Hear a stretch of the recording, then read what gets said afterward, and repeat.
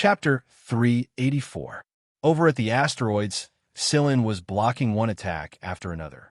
His opponent's movements were quick, but he didn't feel the slightest bit of discomfort or awkwardness in this kind of environment. It was almost as if his movements had become one with the armor he was wearing. Every time his armor accelerated, it was just right, not too early, not too late, and not in the slightest. His opponent was already fast to begin with, and with this acceleration, his attacks became even more powerful. Moreover, if he were to use an assassination technique, his chances of success wouldn't be any lower than if he were in a normal environment. This was Wuxi's killer move. No matter what the environment was like, he would always be able to maintain his peak performance and not be limited by the environment. Scylla's armor didn't have this acceleration function, but it did allow Scylla to remain unaffected by the environment. Every step he took, every jump he made, every step he took, he would move as if he were in a place with normal gravity. Blade light flashed, and the dagger-like knife that was blocked by Scylla's long sword curved strangely in the next moment. Then, it bypassed the long sword like a venomous snake and shot straight between Scylla's brows. Selene leaned to the side and lowered her body. Her long sword pierced through her back and blocked the snake-like blade gleam.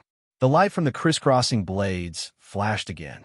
Inside the 11th Squad starship, everyone was staring intently at the screen. The more they watched, the stranger they felt. After looking at the screen for a while, Yudi breathed a sigh of relief. Scylla shouldn't be in any danger anymore. While Scylla was worried, the gray cat wasn't making any progress on its side either. Its running skills were too good, and the whip-wielding man was starting to feel a little helpless as he chased after it. The cat was fast, and it would run for a while before turning around to see if the man had caught up to it.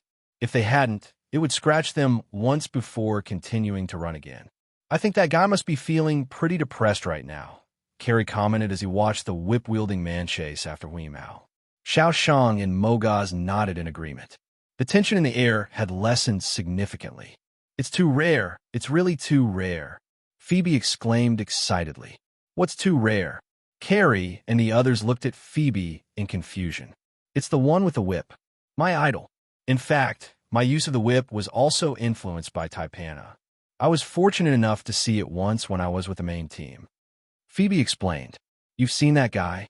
"No. To be precise, the whip flashed by, and the target's head was pierced through, and he fell straight down," Phoebe said. Phoebe was quite excited at the thought of that experience. Because of that shock, Phoebe later chose to use a whip as a weapon. However, she didn't choose the exact same whip as Taipanahan's because she wasn't used to it and it wasn't suitable for her. In the end, she still chose this knuckle whip. After a few years, seeing Taipanahan again, Phoebe still couldn't suppress her excitement. She actually saw her idol again. It was still so clear. Although she still couldn't see the face, Phoebe was already satisfied. Taipanahan. Yudi thought for a moment. There was not much information about Wuxia. He also knew that there was such a person in Wuxia, but not every name could be matched. Wuxia always appeared and disappeared mysteriously. Most of the people in this organization had never seen their true faces. In the name of Taipanahan, Nahan was his real name. Taipanahan was just his code name. Taipanahan was a type of snake. This type of snake was quite venomous, and its continuous attack speed was extremely fast. Once the code name was connected to the person, one would know what kind of person it was as soon as they heard the code name. However, even this venomous and fast snake was a headache when it encountered Huimao. When Scylla blocked the attack and retreated out of the opponent's attack range, he looked in Huimao's direction and saw the cat bite the whip. The sharp spikes on the whip retracted after Huimao bit the whip and were replaced by a flash of electricity. The electricity flowed along the whip and quickly spread to Huimao's body. "Oh my god, meow!" Huimao let go of the whip and retreated, his face a little twisted. The corner of Scylla's mouth twitched when he saw Huimao's expression. He swung his saber and parried the attack from the person behind him, then rushed toward Huimao's side. The person fighting Scylla paused for a moment, then chased after Huimao in the end. Whether it was the people on the 11th Squadron starship or those on Wuxia's side, Everyone was puzzled by the actions of the man and cat. Could it be that the cat had been struck dumb by the electricity on the whip? Was that why Silin rushed over because he was worried about Hui Mao? That was what most people thought. However, the truth was always out of everyone's expectations. Silin's speed grew faster and faster. Just as Hui Mao's whiskers began to tremble, Silin jumped into the air and jumped behind Hui Mao. Just as Silin jumped, Hui Mao opened his mouth. Puff! Like a torrential rain, a pile of metal fragments sprayed out of Hui Mao's mouth and shot toward the two people on the other side.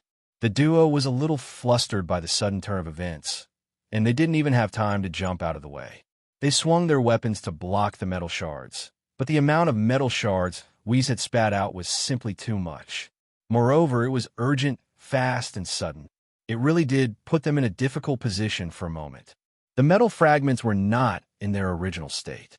Many of them were half-melted and had some unknown substance stuck to them. It was definitely not human gastric juice. It was a disgusting sight. Seeing this scene, Wuxia spat out the ice cream in his mouth. What the hell did this cat eat? While speaking, Wuxia poked the little guy on the table who was holding a spoon with its front paws and staring at the screen in a daze. Won't you get indigestion from eating that stuff? The little guy's whiskers trembled, but he didn't say anything. On the other side, after Hui Mao spat out the ice cream, he sneezed twice. Another wave of metal fragments sprayed out, but it was a lot better than before. Smacking his lips, Hui Mao stroked the fur around his mouth, then tilted his head and scratched the base of his ears with his hind legs. The two people who had just blocked the hidden weapons suddenly stopped and turned to look behind Hui Mao. There, Silin was pointing the Purgatory Thunder Snake K at them. The two looked at each other, then put away the tools in their hands and retreated. If they were on a real battlefield, Silin would definitely have opened fire while the other party was dodging the hidden weapons. With Silin's marksmanship, even if they didn't both get shot, at least one of them would get shot. If the person who fired was someone else, they might not have stopped so quickly. However, this person was Silin. According to the information they received, Silin was a very mysterious person. Moreover, the gun in his hand gave them a very dangerous feeling. Assassins had always trusted their instincts. Therefore, they didn't need much time to think before they decisively retreated. Anyway, their mission was completed. Although this so-called space battle didn't turn out very well, the two believed that Boss Een had found the answer. Space battle? What a joke. Why would assassins play this kind of game where they openly fought? Were they playing monkeys? Even if they practiced, they would use assassination missions to practice. This kind of thing could only be used as a pastime. Their space battles always ended with the death of the target. This so-called space battle was just an excuse for Boss Een to find the answer. The two of them were just here to play. That was all. This is the end? Everyone in the starship was stunned. It was over just like that? They felt like they had been tricked. Silin put away his gun and patted Hui Mao, who was licking his claws. Let's go. Don't eat random things in the future. I didn't eat random things.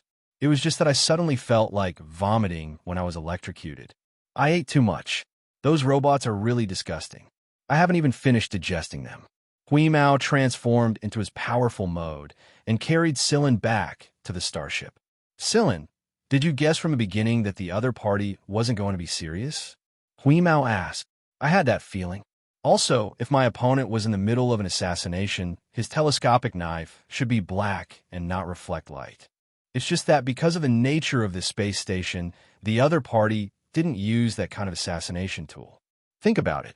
As the boss of an assassin organization, Wuxia, why would he suggest such a childish method of competition? Then what does that old man want?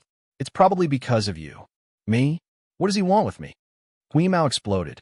It hated being someone else's research subject. It might not necessarily be you.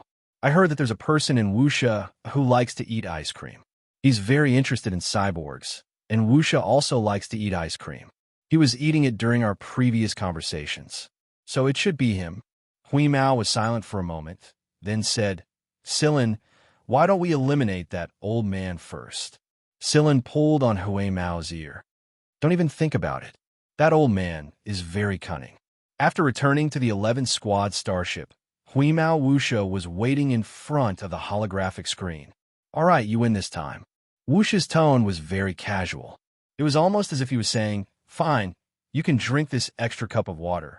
Hui Mao squatted on Silin's shoulder and stared at Wuxia with hostility.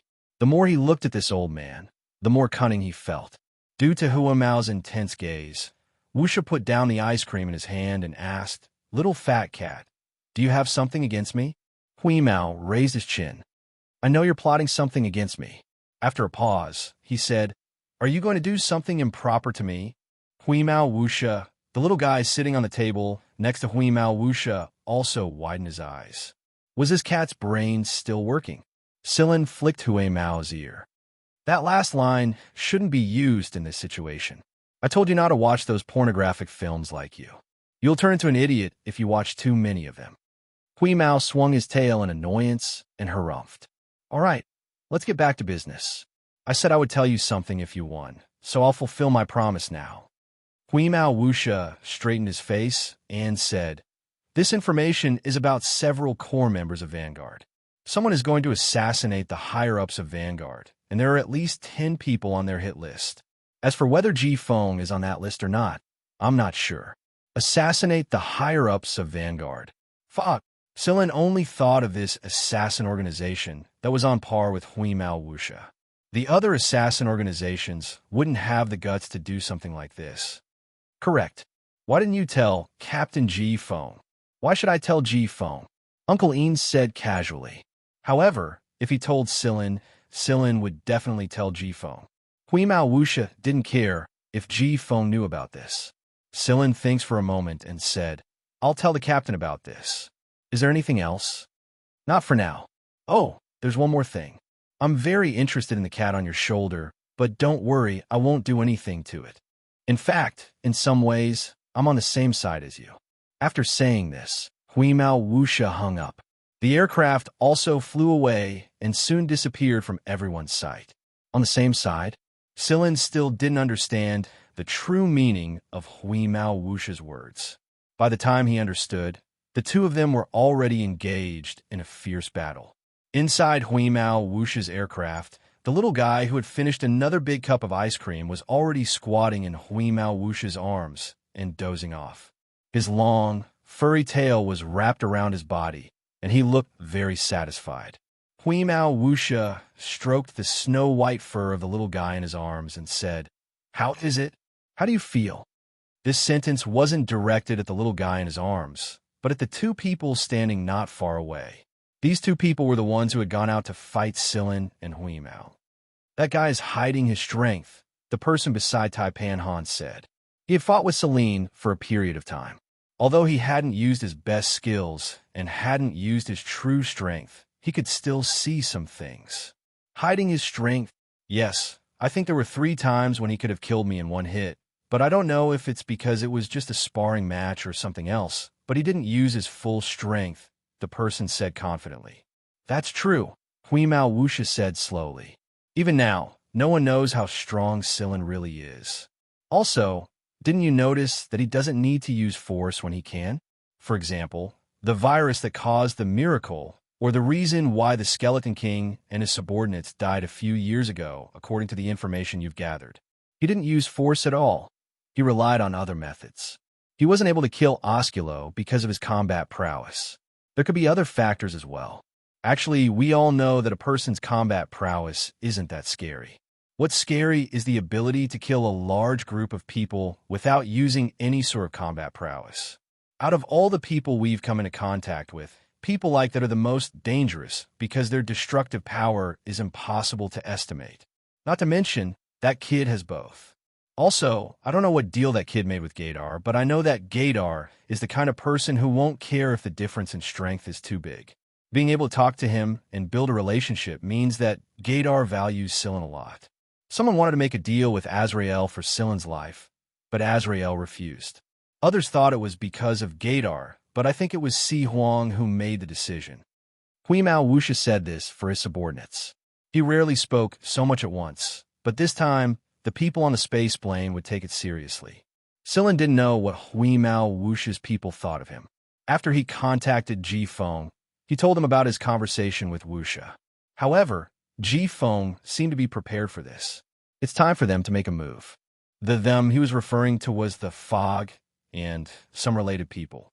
There were many things that Sillin didn't know about in Vanguard, and the huge movement in Vanguard last time wasn't just about Sombalero being ambushed.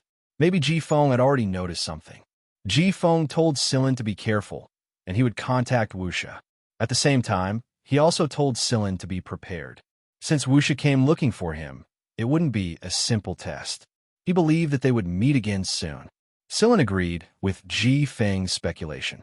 Ji-Fong definitely knew more about Wuxia than Sillin. On the other hand, Sillin had a vague feeling that Ji-Fong still had some thoughts that he hadn't told him, and those thoughts were related to him and Hui Mao.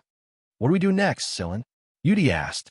Other than the news brought by Wuxia, Ji-Fong had also sent over some internal information regarding the other hunter regiments. Recently, the other 3 hunter regiments had been acting strangely. Something was brewing. Just like Ji-Fong said, the hunter world of the League of Stars was probably going to undergo a great change. Now that they knew that the A Squadron of Vanguard would be in trouble, the entire hunter world will be making a big move soon. No one would be able to avoid it once the war began, and a small team like theirs wouldn't have much of an advantage. Of course, the best thing for them to do was to meet up with the other B squadrons and deal with the coming change together. Let's return to the base at Sector Z and make preparations, Sillin said. All right, got it. Never fight a battle unprepared. Since they knew that a great change was coming, they had to arm themselves first.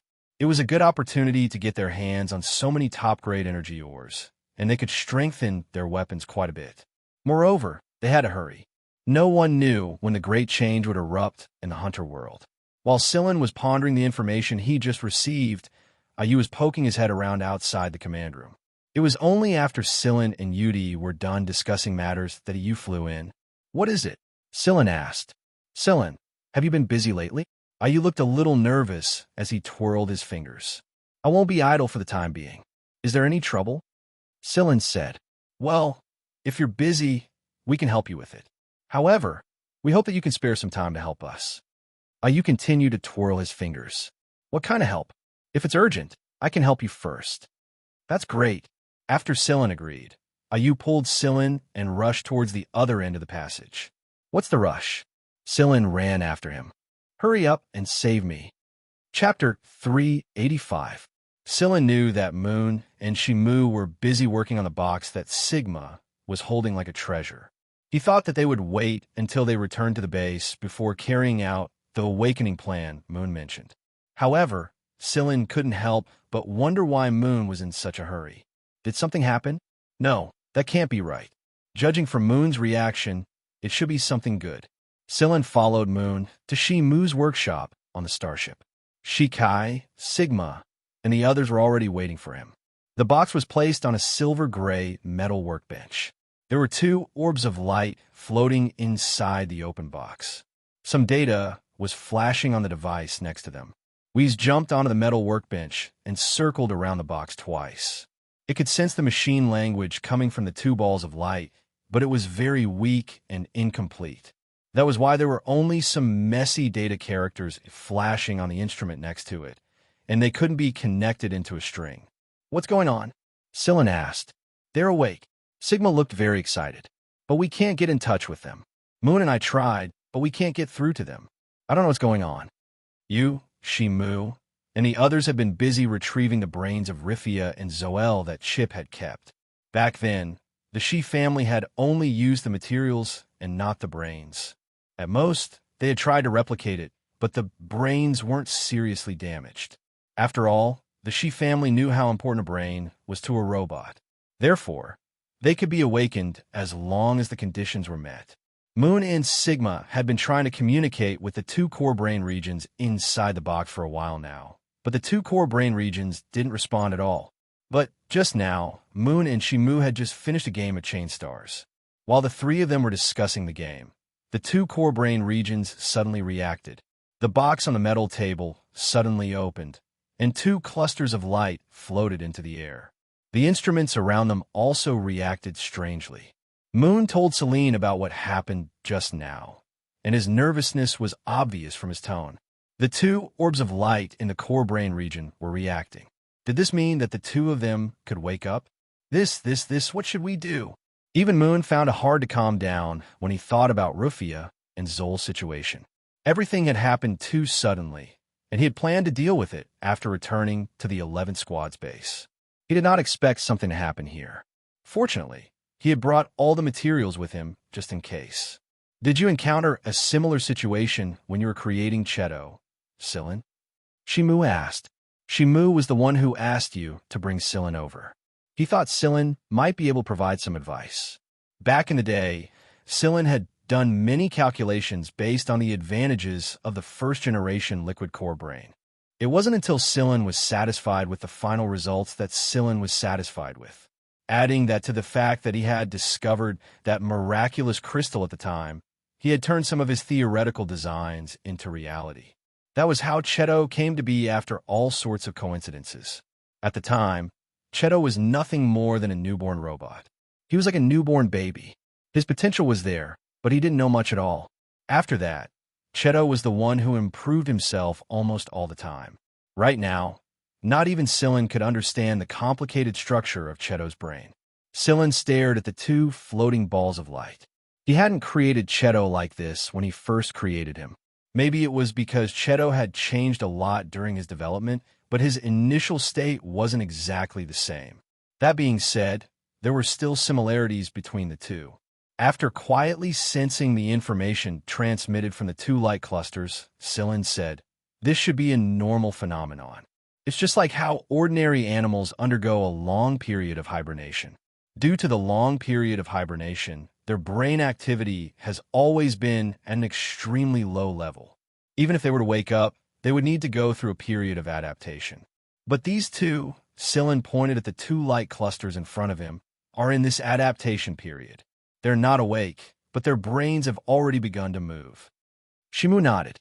He was thinking the same thing, but he hadn't created an original robot himself. There were many things that only existed in theory. He wasn't as convincing as Silin was. Silin and Shimu discussed for a moment.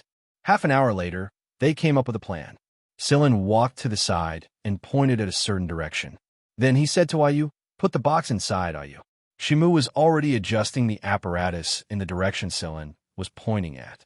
Ayu carefully dragged the box and moved it into a transparent, cylindrical cabin. It was the same cabin Shimu and Shikai used when they were making robots. Unlike the mass-produced ones, the one in Shimu's workshop was much more complicated in terms of configuration and parameters. After discussing with Silin, Shimu decided to adjust some of the parameters. After Ayu put the box inside, Shimu pressed a button and closed the cabin door. Through the transparent wall, everyone could see the two balls of light floating inside. Cheto and the White Spirit also walked into the room.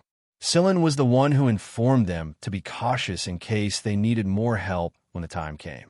Moreover, Silin also hoped that Cheto could learn more from this incident. It would be very helpful to Cheto, who was also a robot himself.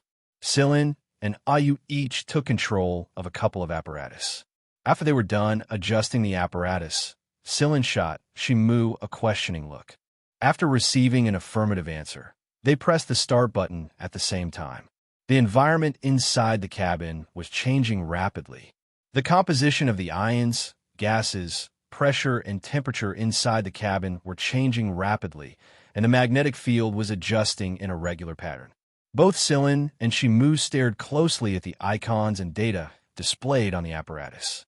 They needed to make adjustments according to the data displayed. After a period of instability, the graphs and data on the apparatus finally calmed down. However, the two balls of light inside the cabin didn't show any obvious changes. Moreover, the line on the graph was rising very slowly, meaning that the two balls of light were awakening very slowly as well. This can't go on. Silin thinks for a moment before saying to Ayu, "Try to communicate with them." Although there was a wall between them, it wasn't a problem for Ayu with his abilities. Ayu followed Silin's instructions and tried to communicate with the two balls of light inside the cabin. However, the results weren't very good. The line on the graph was changing, but the change was too small to meet Silin's expectations.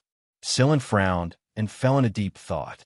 From the corner of his eye, he saw the gray cat looking at the data displayed on the instrument, and some data symbols were flashing in its eyes. The fellow was just trying to decipher the disjointed data symbols created by the two balls of light on the instrument out of boredom, but it just so happened to give Scylla an inspiration.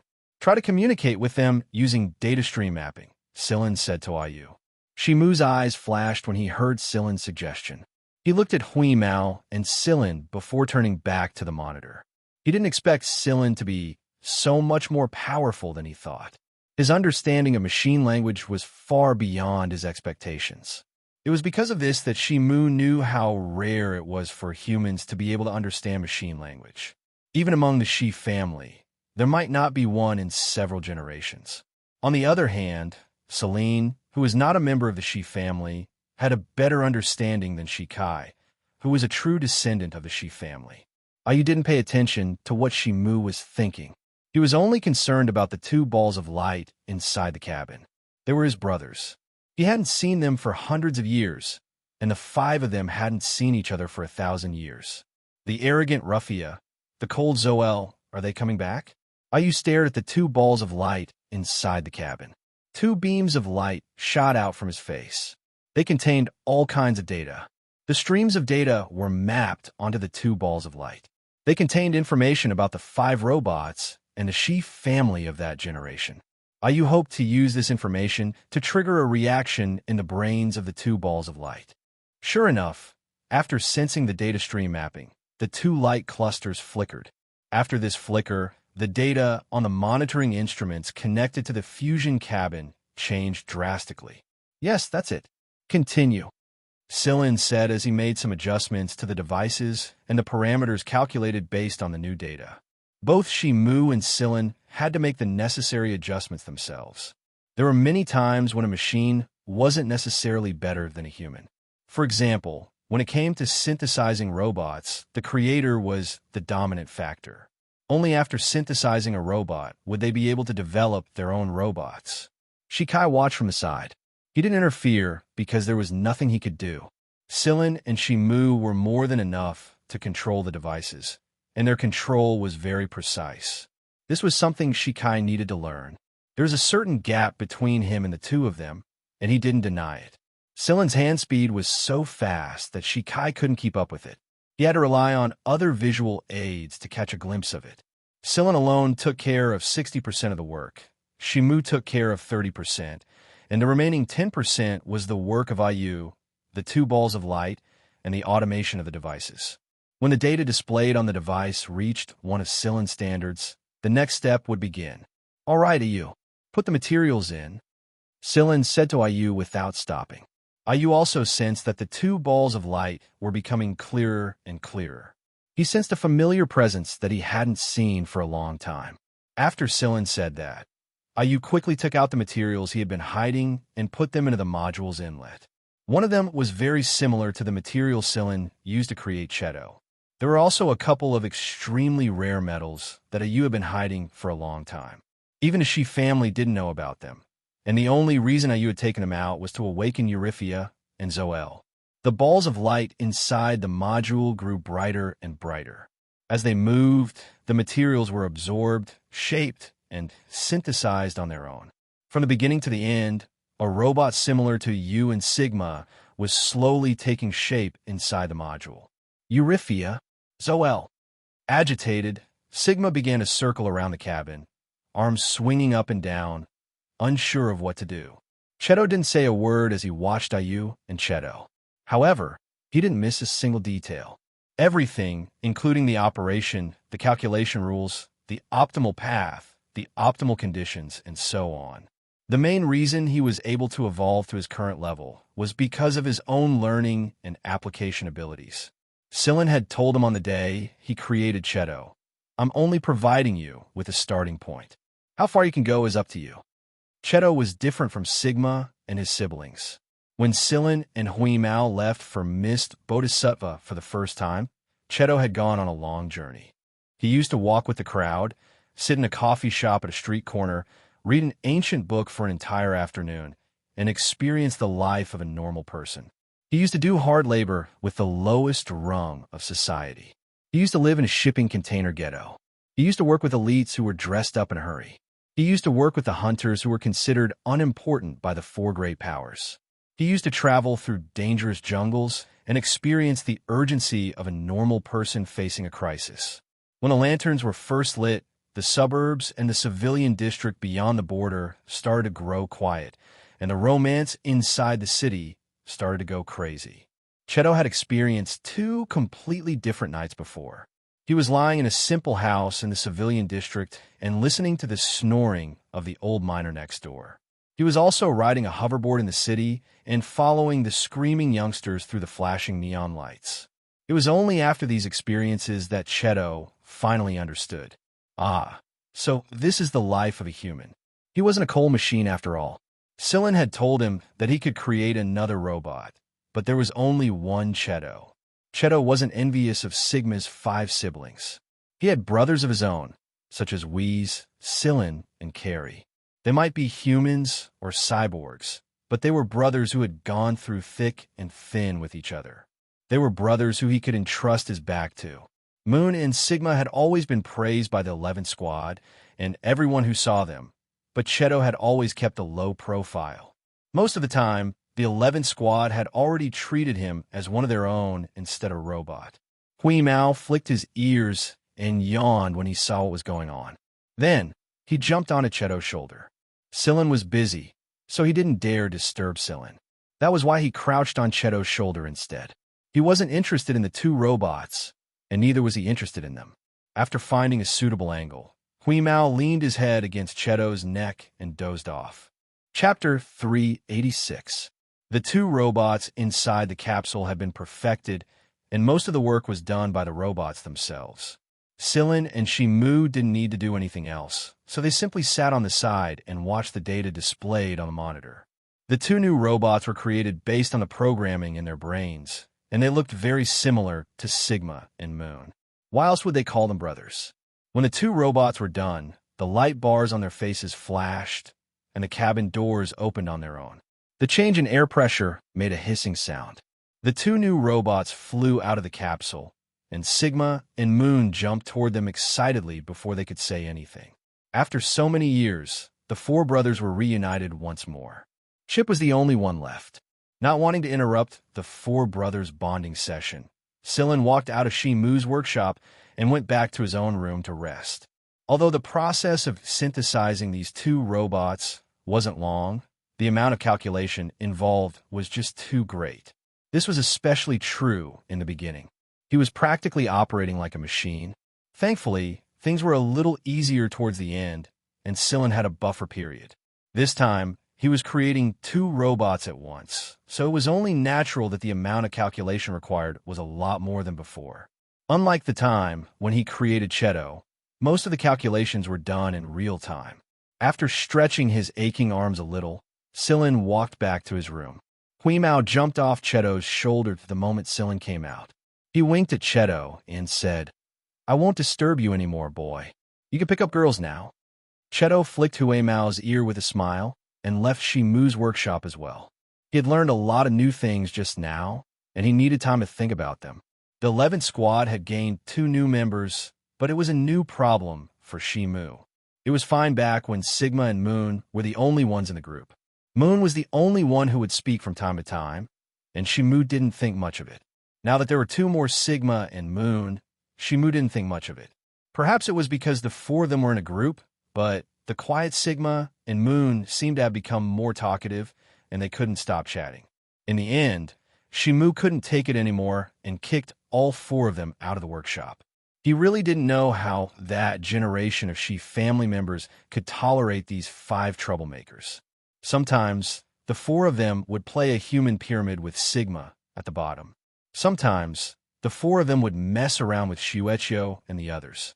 Even a game of chess would turn into a war. Either way, the atmosphere on the 11th Squad starship was pretty good as of late. It was festive and lively, and the 4 robots kept Sigma's indoor orchard in perfect order. Not only that, but they also helped Mo Hung and Shikai a lot. Old Mo was very fond of the 4 little robots. He had worked with robots for many years, but this was the first time he had interacted with so many human-like robots. Aside from their appearance, They were practically human. Moreover, they had different personalities, so Old Mo couldn't help but be delighted to see them. Unlike the others who were relaxed, Sillin was now thinking about what to do next. Just now, he received a secret message from G-Phone. It was a message that not even Yudi was aware of, and neither was the rest of the 11th Squad. It was about Vanguard as a whole, and it wasn't long before a group of executives from the 11th Squad would arrive at a branch base at Sector Z.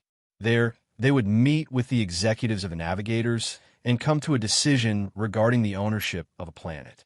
The Vanguard and Navigator squadrons had discovered this planet almost at the same time. It was a habitable planet with a decent size. Right now, the military was busy enough with internal disputes, and the people from the other sectors would not pay much attention to this planet. After all, the two hunter regiments had their eyes on this planet, and those family forces would not come and fight with the hunter regiments over this planet. Therefore, it was time for Vanguard and Navigator to come to a decision. It was because the planet was too tempting. After they occupied it, they could build a temporary branch base for expansion, sell it at a high price if they didn't use it in the future, and trade it for a batch of weapons, space planes, and so on. No one was willing to let go of such a fat piece of meat. In fact, this kind of thing wasn't rare at all.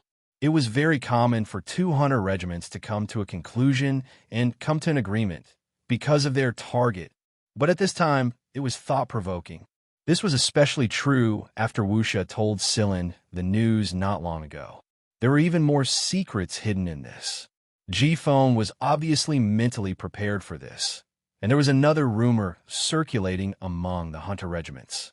It was said that this might be the first time Vanguard and Navigator fought head-on, and it might even lead to an all-out war.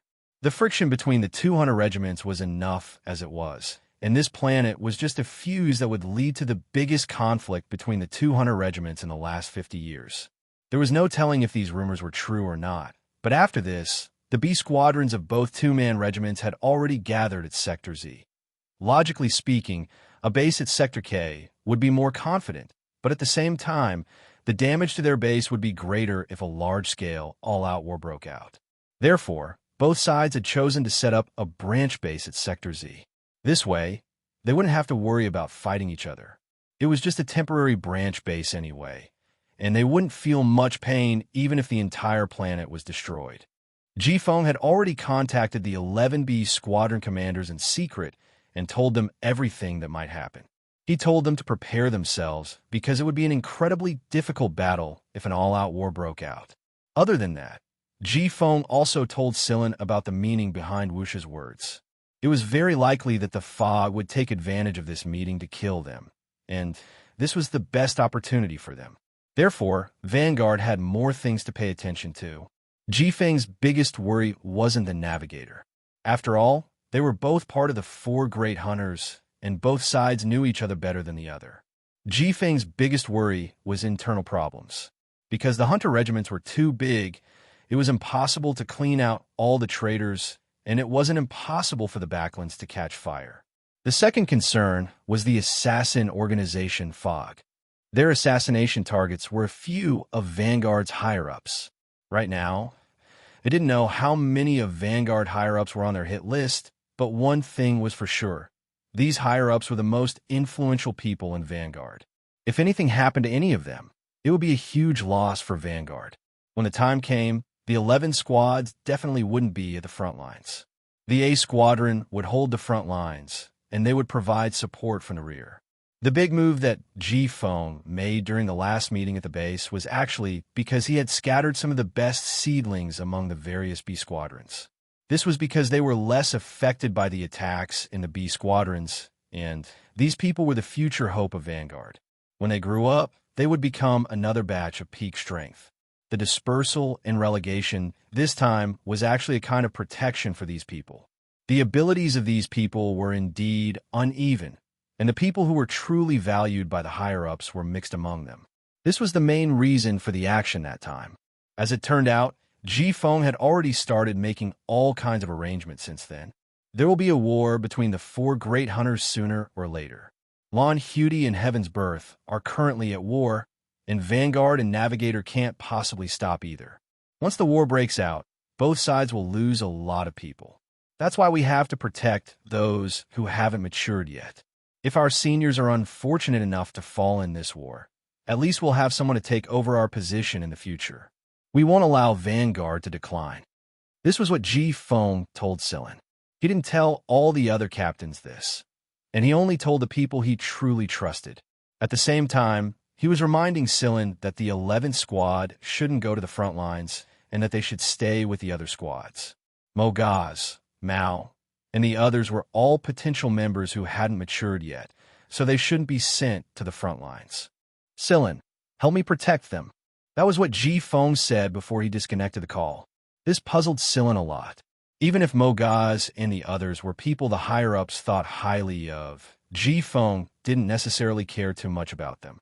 While Sillin was puzzling over this, Wuxia sent him another message. I just received the news. I'm just informing you that someone in your squad is on the miss-hit list. Be prepared. It might even be you. Remember to stay alive when the time comes. On the screen, Uncle Ian was happily munching on a box of ice cream. On top of his head was a small, furry animal that looked like a mouse. It had big ears and was about the size of a rabbit. It stared at Sillin for a while before losing interest and hopping off to the side to play.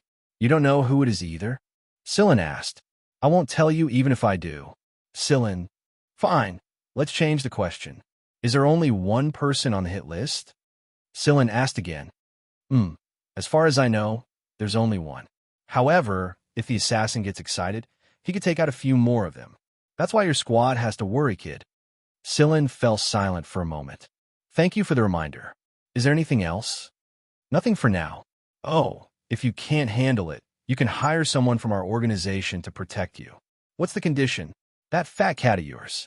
Sillin ended the call immediately. On the other side of the call, Wuxia bit his spoon of ice cream and rubbed the head of the little fellow who had jumped into his arms again. It looks like this isn't going to be easy. Before returning to the base at Sector Z, Sillin observed the 5 Mogaz members for a bit. He had a feeling that the person on the miss-hit list that Wuxia mentioned was one of the 5 new members of their squad. Ji Feng wouldn't have said something like that otherwise. As for who it was, Sillin didn't know. He had even talked to all 5 of them separately, but he couldn't find anything out of them. They're hiding this well? Well, if I can't find them now, then I won't look for them for now. The starship had returned to the base at Sector Z, but they didn't have much time left. Everyone had learned about the current situation of the Hunter regiments through various channels, even without Sillin's reminder. Are we really going to fight navigators, Sillin? Carrie rubbed his palms together eagerly. Maybe. It's always good to be prepared, Sillin replied. Yeah, I'll make sure to prepare as much as I can. Carrie dragged Xiao Shang and the others away to discuss how to fix navigators when the time came. What are you worried about? Yudi asked. Although an all-out war could break out, Yudi knew that a squad like the 11th squad wouldn't be at the front lines. Therefore, they wouldn't be attacked as fiercely as they were. I'm not worried about the navigators. With our team's strength, even if we can't get rid of many of the navigators, we can at least protect ourselves. However, when the time comes, the navigators might not be the only ones. Yudi's heart skipped a beat. You mean an assassin organization? Ever since they knew that there might be a large-scale battle, Rufia and Zoel, who had just woken up, started to equip themselves with battle equipment. Rufia, in particular, was a battle maniac. He often pestered Mo Hung to exchange some opinions and understand some of the current weapons in the Star Alliance. Hui Mao, on the other hand, was as carefree as ever. All he did was eat and sleep. While the 11th Squad was preparing, the other B squadrons were slowly making their way back to Sector Z. This meant that the time was drawing closer and closer. Sillin had contacted Shotun, who was currently with the A Squadron. According to Shotun, they didn't plan to make such a big fuss at first, and they didn't plan to recall all the B squadrons either. However, all kinds of rumors started to spread that Vanguard and Navigator were going to go all out against each other, and Navigator didn't deny it. In fact, they even recalled all the B squadrons under Navigator's command. No wonder they were notified in such a hurry. Ji Feng hadn't planned to involve all 11 squads in the first place. Just like Ji Feng said, the 11 squads were filled with hope for the future, and they were filled with a bunch of good seedlings who had yet to mature. Silin was one of the first to learn about this. Jifeng had informed Silin about Wuxia beforehand, and Silin was informed of the situation beforehand. Silin, this is going to be a difficult mission. You and your B squadrons must not be careless. Shotten said seriously, I can already sense the tension in the A squadron's atmosphere. This mission is different from any previous one, and no one can tell what will happen when the time comes. And man, I know. Just join the 3rd B Squadron when the time comes, Shotten said. Right now, Shotten trusted the 3rd B Squadron even more than the 6th Division. Although he had risen from the 6th Division, the 6th Division was no longer the 6th Division it used to be. Moreover, the personnel structure was different due to the demotion, so Shotten's influence on the current 6th Division was negligible. Silin understood what Shotten was trying to say. He was afraid that Silin and the others would be at a disadvantage. If they were to join the 3rd B Squadron, they would be able to take care of the 3rd B Squadron. After all, everyone had a good relationship with each other. Not long after the call with Shotten, Silin received another call from the 3rd B Squadron. They were probably aware of the 11th Squad situation, so they asked the 11th Squad to join them and take care of each other. Silin didn't refuse the 3rd B Squadron's good intentions. The 11th Squad was simply too small, and even if they were to face an accident, the 3rd B Squadron could still lend them a hand. Out of the entire Vanguard, only the 3rd B Squadron had the best relationship with the 11th Squad. 3 days later, Silin received a summon from Jifeng. It was a summon for the entire Vanguard, and all 11 squads were to depart immediately after receiving this order. The well-prepared group didn't panic. In fact, Carrie and the others were looking forward to it very much. Before they left, Silin tried to persuade Mo Hung to stay behind again. The old man was old, and he might not be able to take care of everything when the time came. However, Mo Hung was very persistent about this.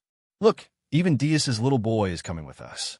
What's there for an old man like me to be afraid of?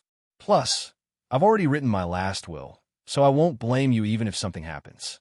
My son knows me very well. He knows me very well. Like hell he knows. Silin wanted nothing more than to knock Mo Hung out and toss him into the base. Sir Mo couldn't even come up with an excuse that involved last will. This made Silin feel very helpless. In the end, Mo Hung was surrounded by 4 robots and boarded the starship. Rufia promised Silin that it would protect Sir Mo, but Silin didn't have much faith in its promise. In fact, he didn't even know Rufia as well as Moon. Before they left for the A Squadron, Silin called you over and told him to keep an eye on their surroundings while they were protecting Mo Hung. There was a chance that someone might sneak into their base. Sneak into Little 11? Moon asked with a tilt of his head. The enemy must have a powerful background to be able to sneak into the base without Little 11 noticing. That's why I want you 4 to be careful. All right, I understand. I'll protect Grandpa Mo with Moon and the others around. Even if they couldn't pinpoint the enemy's exact location, they would definitely notice them if they snuck into the base. What about you? Aren't you, Cheto, and Weez inside the starship? Moon asked. I don't know what's going to happen when the time comes. I may have to go out, and Cheto and Weez may have their own opponents. Therefore, I'll leave Little 11 to you 4. The light bar on Moon's face flashed for a moment before he said, Amen, I understand. Little Bai is here too. Moon was a very smart robot, and he was able to analyze a lot of things from Silin's words. Although Moon often looked unreliable, he was the real leader of the group. Even the conceited Rufia and the uncommunicative Zoel viewed Moon as their leader under certain circumstances. The starship passed through an asteroid belt and a couple of non-habitable planets. It was then that they saw other B squadrons heading toward the base. However, it wasn't the 3rd B Squadron, it was the 2nd B Squadron. Since they weren't familiar with each other, they simply greeted each other and went their separate ways. There were a lot of people in the 2nd B Squadron who mocked the 11th Squad, because the 11th Squad was just a small starship that couldn't even compare to a child starship of the 2nd B Squadron. Even a small squadron of the 2nd B Squadron was much larger than the 11th degrees. The B squadrons that were heading toward the A Squadron's base were all attached to motherships, and some of them were even accompanied by some corvettes or space planes. It was a grand sight to behold. Therefore, the 11th Squad looked incredibly weak at first glance. The 11 squads didn't enter the A Squadron's base directly. In fact, they didn't even approach it. Instead, they stayed close to the planet and the smaller planets around it. The 3rd B Squadron went straight to the 11th Squad's base after they arrived.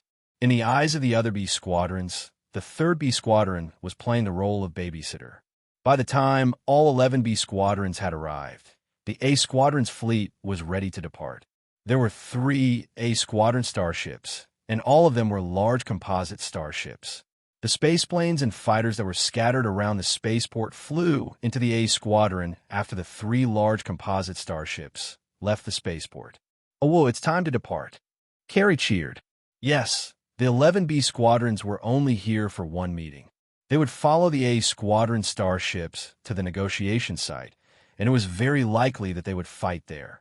Mo Hung clicked his tongue in wonder as he stared at the A Squadron's 3 starships on the screen. These 3 starships are big enough to carry all 11 of your squadrons. The A Squadron starships sure look impressive. They're all free starships, but they give off a different vibe, Diaz said. The A Squadron's 3 composite starships were about the same size as the B Squadron's, but they gave off a very special vibe. It was easy to tell who belonged to the A Squadron and who belonged to the B Squadrons at first glance. That's why those people can only be part of the B Squadrons. That being said, if our squadron's free starships are bigger, there's no way we'll lose to the A Squadron starships. Yudi was confident in this. Where's Sillin? Mo Hung asked when he didn't see Sillin. He saw Sillin a moment ago, but he was gone in the blink of an eye. Shouldn't he be in the command room, ready to give orders at a moment's notice? I received a transfer just now, Yudi explained. The transmissions were too secret, and Sillin normally didn't use them in the command room. Instead, he used them in his own lounge. Cheto and the gray cat were there, so they wouldn't be eavesdropped. Sillin was indeed on the receiving end of a call, but it wasn't the one Yudi mentioned. It was Somba Leruo who was on the receiving end of the call. It was to remind Sillin to pay attention to the situation in the squad, especially the new members. And now, it was Uncle Ian who was on the receiving end of the call. Mist has arrived. Keep an eye out for them. All right, it's still the same thing. If you need help, you can come to us directly. We're here as well. What are you here for? Are you here to watch the show? Sillin asked. I'm not that bored. I'm just here to take out a few people I don't like. Don't worry, they're not from Vanguard. I don't like Ji Feng either, but since he's that monster Nabila's target, I won't interfere. Wuxia said. Nabila was the current leader of Mist. Sillin was very impressed by Mist and no pardon. Uncle Ian had told him that they had arrived at the coordinates, so he was sure that both the Vanguard and the Navigator were feeling nervous. Of course, this was only limited to those who knew about this information. Those who didn't probably wouldn't know that these 2 famous assassin organizations in the League of Stars were here, would they? A dozen or so large-sized composite ships, and almost 100 medium-sized ships and child ships. This kind of lineup could be considered huge. Although it wasn't all of Vanguard's strength, it was still shocking enough. Other than the B Squadrons who were carrying out missions and those who were stationed at the base, the rest of the B Squadrons were gathered here. A portion of the A Squadron was stationed at the main camp at Sector K, and the rest were stationed at the sub-base at Sector Z. However, half of the higher-ups were here, including Somba Leruo and Bart. The people on Mist's assassination list were among them. The target of the negotiation was an area outside of Vanguard and Navigator's territory. It was a free zone, and there was a rank B habitable planet here. It used to belong to the military, but after the League of Stars' military split up, there was no one to manage it. This time, the planet was forcefully requisitioned because of the incident involving the 200 regiments. The military didn't say anything when they learned about it. It was just a normal rank B habitable planet anyway, so they could do whatever they wanted. Look, it's Navigator's men, Carrie said excitedly as he looked at the scene on the screen. On the screen, on the other side of the planet, a fleet about the same size as Vanguard's was parked in a formation. They had just arrived not too long ago. After all the motherships had come to a stop, the composite mothership began to split apart. The child ships and accompanying starships, space planes, and fighters separated from the mothership. In an instant, the fleet's range expanded several times, and it was now densely packed with starships, space planes, and fighters. If one were to look at it from a further angle, they would see the following image. Two fleets were spread out on both sides of a not-so-big planet. They looked like a pair of half-spread wings that sandwiched the planet in the middle. The 11th Squad starships were not eye-catching at the periphery of Vanguard's wing. They were surrounded by the 3rd B Squadron's child ships and some large space planes, warships, and space fighters. The 11th Squad starships did not stand out at all. "Don't we need to go out?" Carey adjusted his equipment and asked Sillin. Xiao Shang and the others were also looking at Sillin expectantly, but Sillin didn't agree. Now wasn't the time yet. The 11th Squadron starships weren't all that eye-catching, but the 11th Squadron's fighter jets were. It wasn't that the fighter jets were flashy, but rather that they were custom-made fighter jets with extremely high performance. Coupled with the fact that Xiao Shang and the others couldn't hold themselves back, the 11th Squadron's fighter jets would be exposed before the battle even began. It was the time to gauge each other's strength before the battle began, so Sillin wasn't going to let Carey and the others go out just yet. After Ji Feng left an order for the squadron leaders, one of the A Squadron starships flew toward the planet. The first batch of Vanguard troops were already waiting for them there, and Navigator's situation was the same. The B Squadron, on the other hand, stayed at the periphery of the planet and spread out in a certain formation. This way, they wouldn't be able to hurt their own people easily even if a fight broke out. Chapter 387.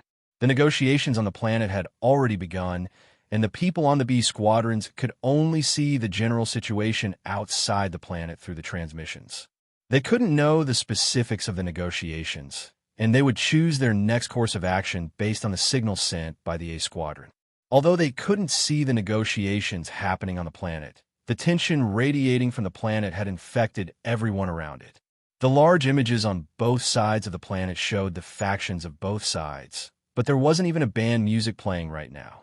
The starships were all quiet, and the only thing that added a hint of liveliness to the solemn atmosphere was the fighter jets flying around outside. According to Sillin's knowledge, there were 3 vice commanders in the entire Vanguard's upper echelon. Vice Commander Solo stayed at Sector K's headquarters. Vice Commander Kong Ling stayed at Sector Z's branch base, and Stanley was the only one who came with Ji Feng. This meant that as the only vice commander who came with Ji Feng, there was a high chance that Stanley was on the Fogg's assassination list. Sillin stared at the name list in his hand and pondered. He felt that there were a lot of things that Ji Feng didn't explain to him clearly, and these secrets would probably be exposed after this war. Just as Sillin was thinking about some of the things he didn't understand, the communicator in his hand suddenly flashed. It didn't have a fixed frequency, and it was like a secret signal that told Sillin who the caller was. Sillin raised his hand and motioned for the others to continue paying attention to the A Squadron's movements. Then, he returned to his own lounge. "What's wrong this time?" Sillin looked at Wuxia on the hologram and asked. "I'm just checking to see how your preparations are going." Uncle Ian was still holding a box of ice cream and eating leisurely. He picked a mouthful for himself and another mouthful for the little animal nestled in his arms. "If there's nothing important, I'm going to disconnect. Don't be hasty. You youngsters just can't keep your cool." Wuxia passed the box to the little animal in his arms. It was only the size of 2 fists, but it was able to hold a small bucket of ice cream so easily. It was impossible for a normal animal to do so. "I just wanted to remind you this time. Don't get angry if something happens later. Such as your starship changing owners." I'm guessing. With Ji Feng's personality, if he sensed that the negotiations weren't going well and the war was about to escalate, he definitely wouldn't put all his hopes on you. "Are you talking about the person in our team who's on the Mist hit list?" "Correct. Actually, I think the people from Mist must have leaked some information to Tamir. Tamir wouldn't let go of this opportunity to attack Ji Feng." The tamer that Wuxia was talking about was the current leader of the Navigators. He was one of the 6 stars of Hunter, just like Ji Feng. Why is that person so important? Is he related to Captain Ji Feng? Hidden Wuxia didn't seem to like Ji Feng, but when he heard Sillin's question, he didn't keep quiet like before. Instead, he said, "They are related, but it's not just because of their relationship. Ji Feng has a lot of sons, and a few of his grandsons are about the same age as you. However, those people are very low-key, and only a few of them are known to the public. Even if a few of them are killed because of the war, he wouldn't care. However, this one is different. When he said this, Hidden Wuxia's eyes flashed with obvious mockery. From Hidden Wuxia's words, Sillin guessed that one of the 5 newcomers must be Ji Feng's descendant. Since Hidden Wuxia said it was his son, then Phoebe and Kong Lujia were eliminated. The only choices were Mao, Mogaz, and Pango. However, Sillin had a lot of questions. First, Sillin had come into contact with all of them before. He had fought with them, but he hadn't learned any genetic information from them. Second, what was so special about Ji Feng's son? Was he worth Ji Feng, Sonba Leruo, and the other higher-ups' nervousness? You want to know? Hidden Wuxia crossed his legs and said smugly, "You want to know? Tell me." Of course. Hidden Wuxia adjusted his sitting posture and stroked his short beard. You know Olillo, right? Have you heard of the spell that represents evolution in Olillo? Olillo again? It seems that this person is related to the spell. Sillin thought about everything he knew about Olillo. If he was connected to the incantation, then that person must possess some kind of ability. What else? Sillin looked at Hidden Wuxia. Uncle Yin's eyes twitched. He only said this to see Sillin's reaction, but Sillin's reaction was only a little surprised when he first heard it. He was so calm that Hidden Wuxia wanted to slap him. It was obvious that Sillin didn't have much ambition for Olillo. Originally, he wanted to persuade Sillin to create some trouble for Ji Feng, but he didn't expect it to have such an effect. However, Uncle Ian was very satisfied with the result. Other than that, there's nothing else. Good luck to you. All right, I'll mourn for your starship. With that, Hidden Wuxia ended the communication. Sillin sat in his room and thought about what Hidden Wuxia said. He felt that these people were all mysterious. Also, Wuxia seemed to be communicating with him more frequently. What was he after? While he was thinking, Sillin's shoulder sank. Hui Mao ran over and squatted on Sillin's shoulder. He raised his foot and tapped Sillin's face. Sillin, can I change my form and go out to fight later? Hui Mao's eyes lit up. This guy was looking forward to the upcoming battle. Sillin swatted Hui Mao's paw away. You didn't even clean up the fish biscuits after scooping them up. It smells like fish. As he spoke, Sillin suddenly paused. He looked at Hui Mao and lowered his eyes. No one knew what he was thinking. Wheeze, do you think you're the only cyborg in the entire League of Stars? Sillin asked. Hui Mao, who was licking his paw, was puzzled. Didn't you guys say that the stable state of cyborgs basically doesn't exist? If I hadn't eaten that unknown thing, I wouldn't have been able to transform so smoothly. What if there's another cyborg that's as stable as you and can transform smoothly? Hui Mao narrowed his eyes and said with a deep look, if it's not a friend, then it's an enemy. If it's an enemy, I'll kill it. Sillin, is there really such a thing? I don't know. I just thought of asking. Sillin wasn't sure if the one on Wuxia's side was the same as Hui Mao's. Although the probability was very small in Sillin's eyes, the remaining probability couldn't be ignored. However, if it really was that small probability, Sillin couldn't imagine how Hui Mao would react when faced with a fellow that looked like a mouse. He would probably choose to eat it? What a headache. Sillin rubbed his forehead. What's wrong? Hui Mao asked. Nothing, I'm just thinking too much. Oh, don't think too much. You'll turn into an idiot, Hui Mao said in a serious tone. When Sillin returned to the command room, the A-team had already sent out a warning signal. It seemed that the negotiations weren't going well. They had only talked for a short while, and they were already starting to get restless. Should we get ready? Carrie shook his arms. There was a thruster at the joints of his arms and legs. There was also a retractable device on his back. Shimu had decided to add a few pieces of equipment to Merciless' suit of armor. This way, they wouldn't have to rely on any other tools to fly in space. Moreover, the suit of armor was very sensitive. The faster a member's reflexes were, the better they would be able to utilize the suit of armor. Let's get ready. Before Sillin could finish his sentence, he received a call from the A-team starship. After accepting the call, an image appeared on the screen. To everyone's surprise, It was one of the three vice commanders, and the only vice commander who had come to this meeting, Stanley. Stanley looked very serious. After the communication was connected, he went straight to the point. I need the leadership of your starship. I'll take over later. While Stanley was speaking seriously on the light screen, Wheeze had already left a few claw marks on the table beside him. Give up the starship? Why the hell? Are they trying to steal my territory? Do these people have a death wish or something? Cheto poked Hui Mao, who was gradually losing control of his emotions. He shook his head and motioned for him to calm down. At first, Stanley thought he'd have to waste a lot of time trying to convince him, but he didn't think that Sillin would agree right after he was done talking. However, he also made some demands. Stanley looked a little impatient, but he didn't care about Sillin's demands at all. Right now, his main goal was to take over Sillin's starship and protect the person on it. All right, I'll send someone over in 2 minutes.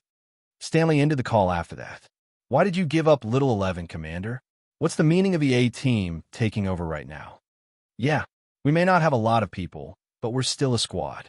They can't just take our starship away, even if they look down on us. We built our own starship. Why should we give it to them? It's not like the A-team lacks it. Fuck, isn't he just a vice commander?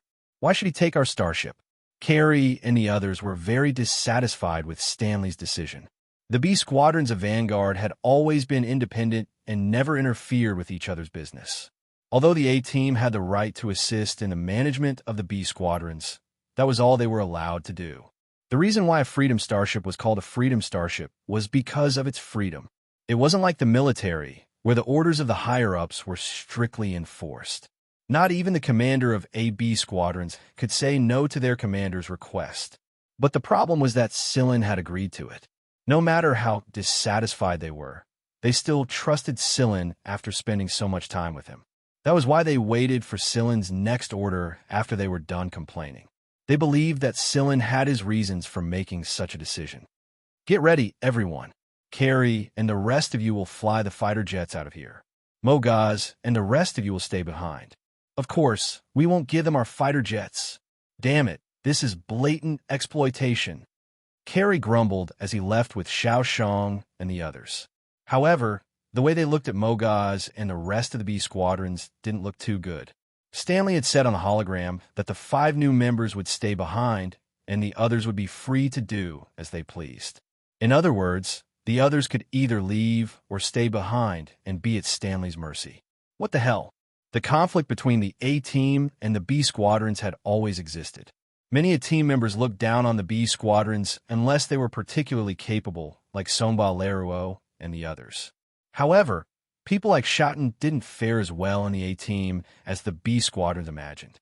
He thought that the situation would improve after the A-team was demoted, but Carrie couldn't help but feel extremely displeased when he recalled Stanley's tone just now. That was why Carrie vented his displeasure on Mogaz and the rest of the B squadrons. Mogaz looked aggrieved, but the 5 of them didn't say anything. Sillin had a feeling that they knew something. Sillin took out another spaceplane. This was the one Shikai and the others had built through practice. Sillin had Dias's youngest son, Emo Hung, Shikai, and Shimu board it. Part of Shikai's mech army was also inside. Once the battle began and the spaceplane was safely away, Sillin wouldn't have to worry about their safety. Sillin had a private conversation with Shikai and Shimu, but no one knew what it was about. After the spaceplane left, Sillin arranged for the rest of the B squadrons to return to the spaceplane. There was another modified spaceplane on the starship, so Sillin had the rest of the B squadrons board it and the rest of the fighters move inside as well. 11th, keep an eye on this place. Don't let anyone go to the places I told you about, Sillin said. All right, 11th sounded a little sad. Don't worry, we'll be back soon. We haven't abandoned you. Sillin turned around and saw Hui Mao dragging his locker into the spaceplane. Behind him, Cheto was even helping him carry a few things like his furry cat nest. Wheeze, we're just leaving for a while. We're not moving. No, I don't trust them.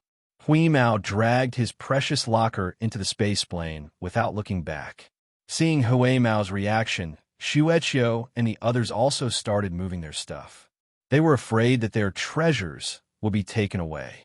Stanley was the one who was going to take over the starship when he said he was going to send someone to take over. He didn't think that the vice commander would come to take over the starship himself, instead of helping G-Phone. Stanley didn't pay attention to the others' movements. He only looked at the 5 Mogaz's group of 5 when he arrived. After giving Sillin a nod, he walked toward the command center with his men. After that, Sillin made a gesture in the air and said, "We're leaving now. Keep an eye on this place, 11th. After Sillin boarded the spaceplane took off and left the starship. For the first time in their lives, the 11th squad members felt bitter inside. It was as if someone had taken over their own home. Carrie didn't know why the A Squad was doing this, but he knew a thing or two about a hunter's habits. For example, they wouldn't treat things that didn't belong to them as precious. Back when they were on the 11th Squad starship, they made sure not to damage the walls around them, even when they were fighting against each other. But would these people do the same? Would they take care not to shoot at the wall, kick the chair, or kick the table? The more Carrie thought about it, the more upset he felt. He decided to vent his pent-up anger and dissatisfaction on the enemies in the upcoming battle. Sillin told them that he would take back control of the starship, so they didn't retaliate. Otherwise, Carrie wouldn't be afraid of them, even if they were the A Squad members. On Stanley's side, after the A-Team took over this small starship, they looked down on it at first, but gradually they discovered some special things on this starship. For example, many places could not be accessed at all, and some places had access control. Stanley could not command the access control system, and the person who cracked the code could not do anything about it either. When someone threatened to shoot down the door, Phoebe sent him flying with a whip. The 5 of them wouldn't allow that to happen. Isn't it just a stupid starship? Do you really need to protect it so well? The person who was sent flying waddled over to them. Phoebe and the others didn't say anything. Stanley also told his men to be more careful. He was clearly going to accommodate the 5 of them. Vice Captain, there are many places on this starship that are sealed off. The lounges, workshops, and so on are all locked up, one of them said. I advise you not to barge in recklessly. Mogaz leaned against the wall and said to the group of people who were looking left and right. What if I barge in? The person asked. This time, Mogaz didn't answer. Instead, a childish voice answered, Then I won't hold back. On the other hand, Sillin was chatting with his men on the spaceplane. He told them about the new operation plan and some emergency measures. Sillin only ended the call after he received repeated assurances that they would execute the plan according to Sillin's instructions. What are those people trying to do, Sillin? Hui Mao was lying listlessly on its side, fiddling with a ball-shaped nut in front of it. It was worried about Sigma's indoor orchard on the starship. It was worried that the place it had rubbed its scent on would be destroyed by someone. That was why it couldn't afford to give up territory. Sillin stroked Hui Mao's fur. You'll know when the time comes. What if they destroy the starship? What about Little 11? What about Sigma's indoor orchard, your workshop, and my turf?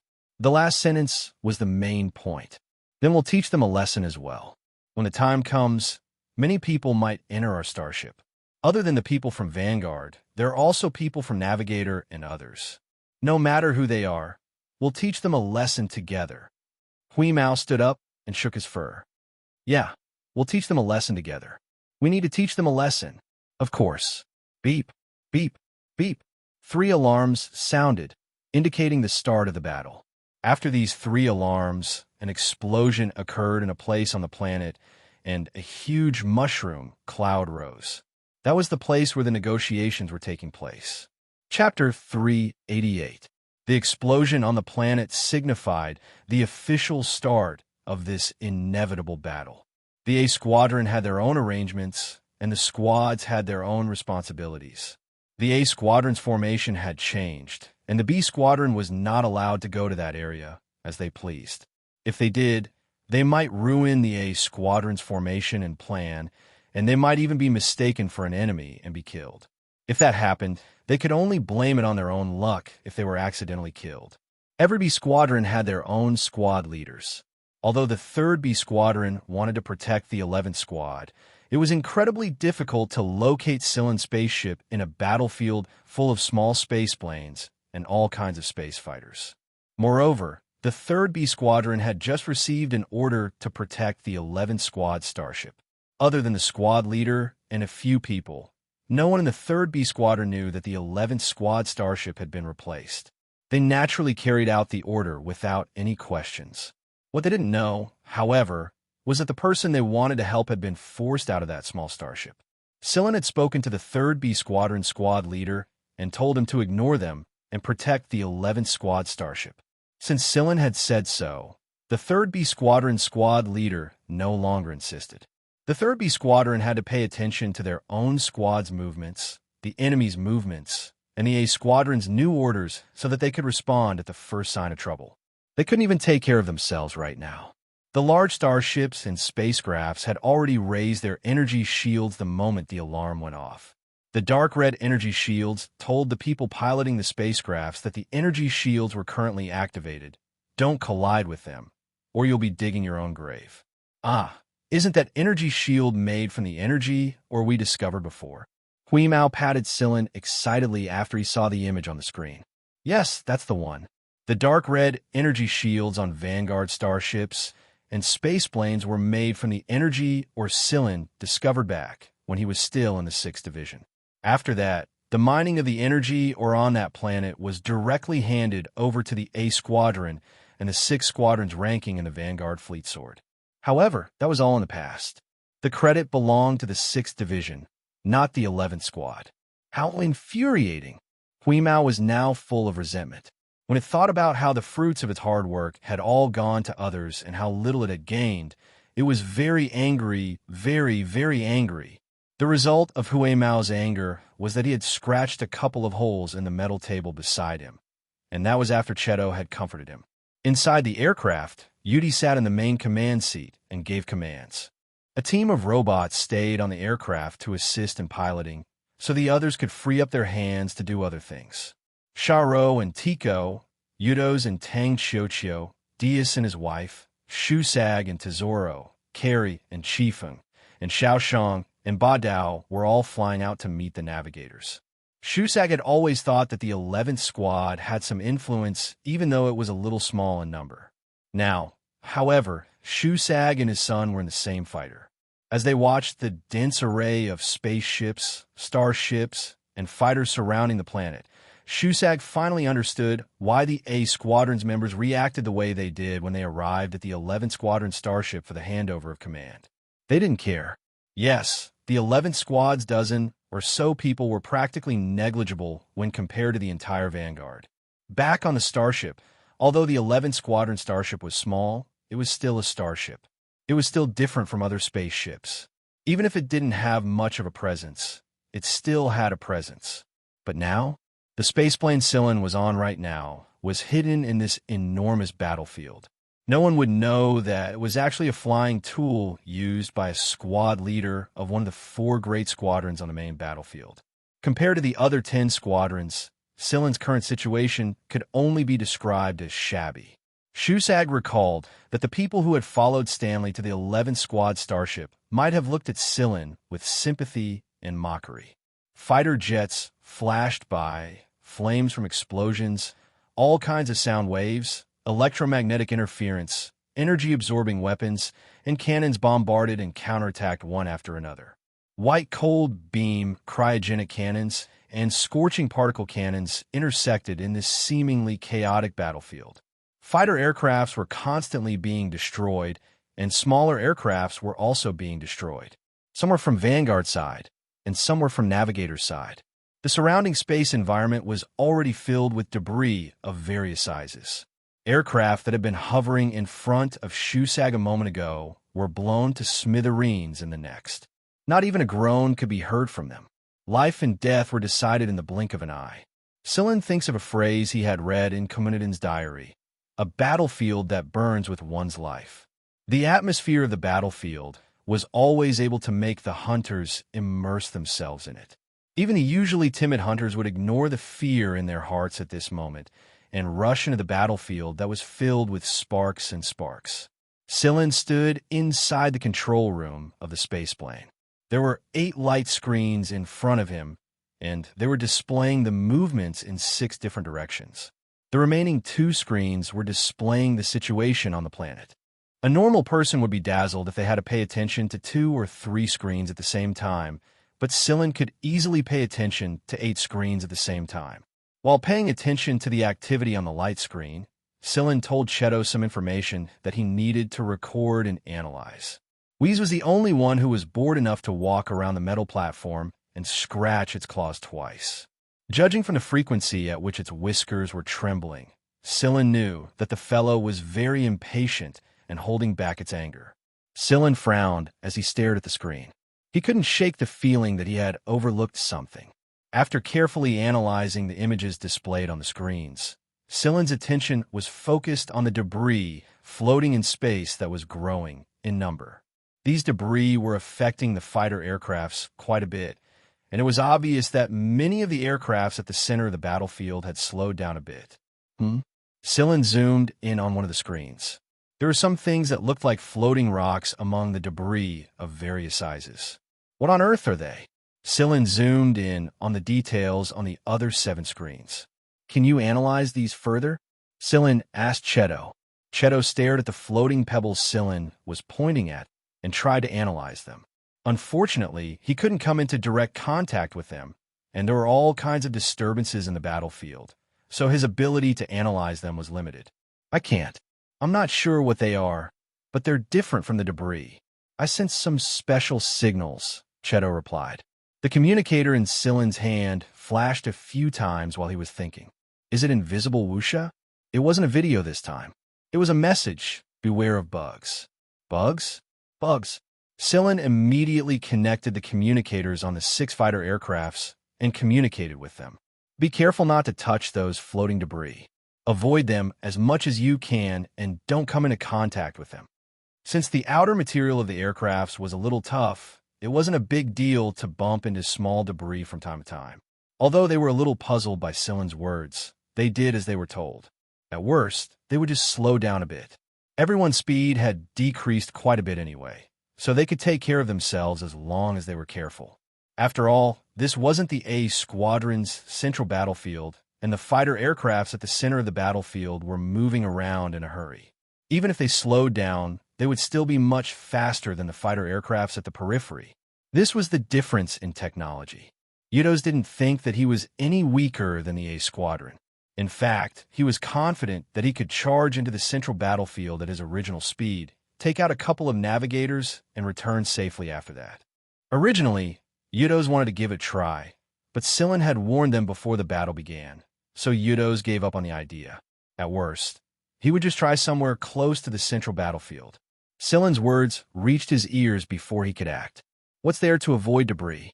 Some of the wreckage was classified as wreckage within the safety line, which was the wreckage and other obstacles that the warship could withstand according to the warship's functional coefficients and defensive capabilities, etc. Sometimes, avoiding debris on purpose would actually make everyone's hands and feet tied.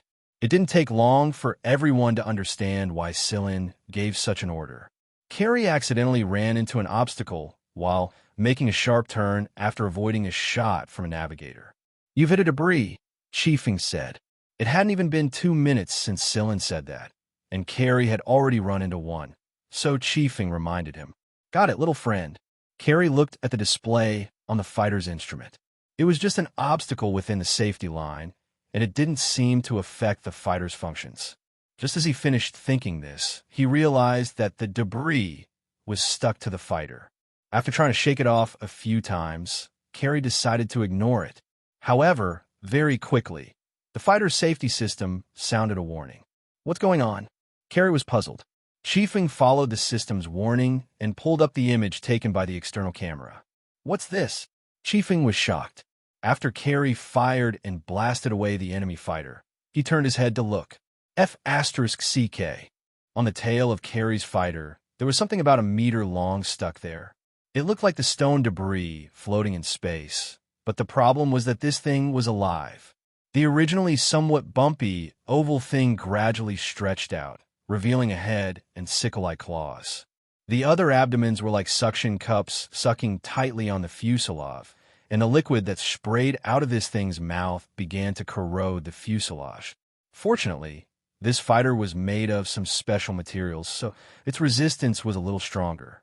After a long time, only a shallow mark was left on it.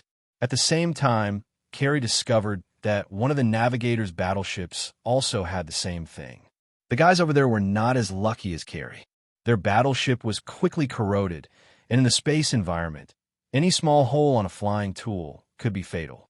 Although he didn't know what exactly happened on the other side, Carrie only knew that the warship was destroyed by another Vanguard warship not long after it brushed past them unhurriedly.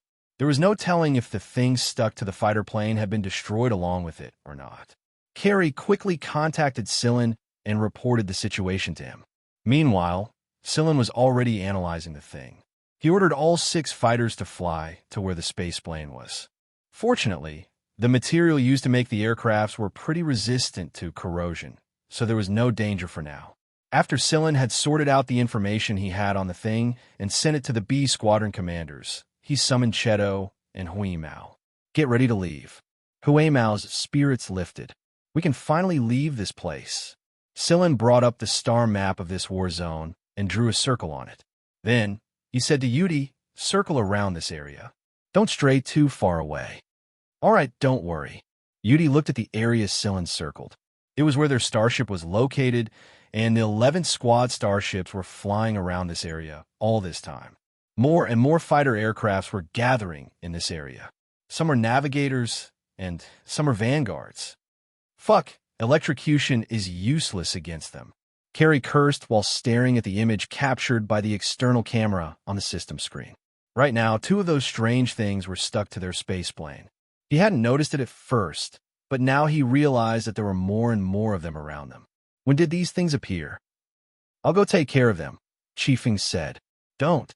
We're almost at the place, Cylin said. You should take care of the 3 enemy fighters first. There were 2 weapon systems on a fighter. One was for the pilot, and the other could be used by the co-pilot. Right now, Chiefing was sitting in the co-pilot seat. Although he didn't really pilot a fighter, he was helping Carrie deal with the enemy fighters. Compared to shooting, Chiefing preferred the most primitive way of combat. Hand-to-hand combat, no claw combat. Carrie was worried about leaving Chiefing alone. The little guy wasn't good at space, and it would be terrible if he lost control of his armor and got flung out of the space plane. When the fighter finally arrived at the range, Cylin said. Cylin's voice entered Carrie's communicator. Adjust the pilot speed to medium 3rd gear, and don't attack for half a minute. Cheto, and I will help you take care of the things on the space plane. Carrie did as Cylin said and started the countdown. Their time limit had always been very strict. Half a minute later, Carrie and Chiefing would enter attack mode again. When Carrie's countdown reached the 13th second, a figure flew toward their fighter. The figure's feet were tightly attached to the fuselage, and one of his hands was pressed against the fuselage to stabilize himself in a triangular formation with his feet.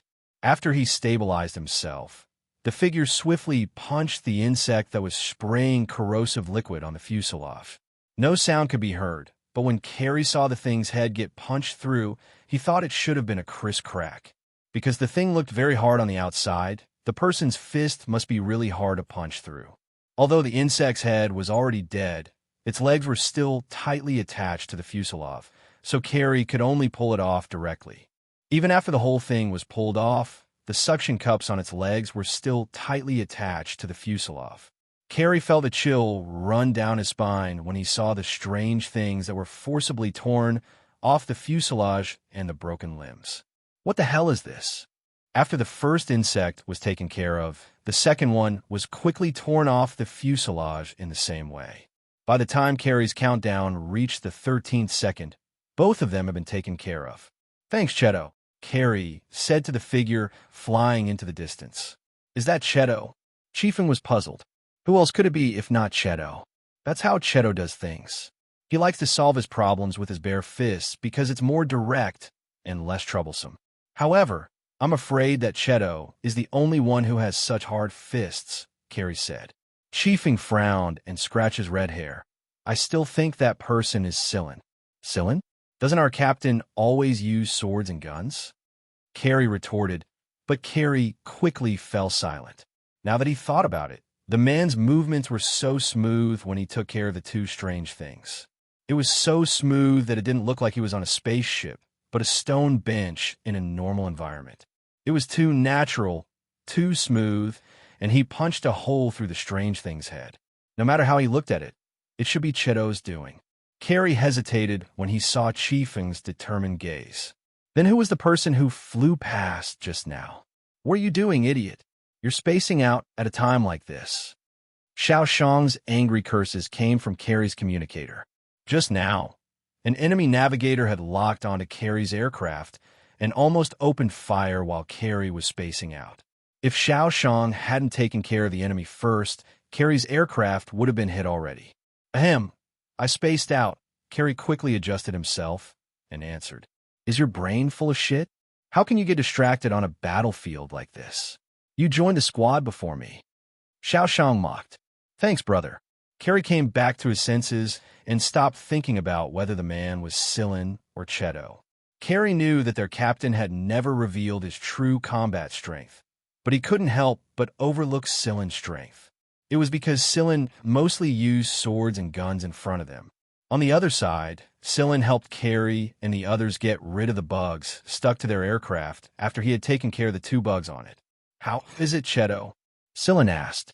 We've sent them the sample analysis data already, Chedou said as he tore a bug off Shusag's body. He had sent the bug analysis and sample analysis to Shikai and the others so that they could analyze it for him. Right now, neither he nor Sillin had the time to do so. Huimao was crouching outside Yudo's aircraft and chewing the bug he had just bitten off. He spat it out after chewing twice. This is disgusting. Chapter 389. Although Sillin didn't know what kind of insects they were, he knew that the person who created them must have put a lot of effort into it. After all, there were very few species that could synthesize a corrosive liquid that could melt away the outer materials of a space fighter and survive on their own. This time, it was obvious that someone had done it on purpose. Not only that, they had disguised the insects so that they looked like floating rocks and made it difficult for others to detect them. It could be said that they had put a lot of thought into this. Was it Wush's doing? Or was it the Mist's people who had been quiet all this time? It couldn't be the Navigator's people, because a lot of Navigator's people had fallen victim to the same thing. The Mist people were more likely to be the culprit. There wasn't any big news from the A Squad. Even if the higher-ups of the A Squad had been assassinated, it probably wouldn't reach the A Squad's ears yet. Right now, Sillin didn't want to care about that. Right now, his attention was on the 11th Squad starship. Ever since he and Chedou left the space plane to help take out the insects, Yudi had told Sillin that more and more fighters were gathering at their starship's area. Almost 10 minutes had passed, and the number of people on the other side had increased. Although the starship was still flying, it was like the eye of a storm right now. Wherever it went, there would be a circle of people surrounding it. Some were vanguards, some were navigators. Moreover, Sillin believed that there were definitely people from Mist mixed in with these space planes and fighters. Both sides were in chaos because of the insects, but they quickly came up with a countermeasure to deal with the situation. One of them was the pilot, and the other was the machine gunner to shoot the insects that had latched onto other space planes or space planes. Everyone was helping each other out. Some people noticed Sillin's actions, but they didn't know who Sillin was because he was wearing a suit of armor. All they needed to know was that he was a member of the Vanguard. Moreover, a lot of people who saw Sillin thought that he was sent by the A Squad to help them.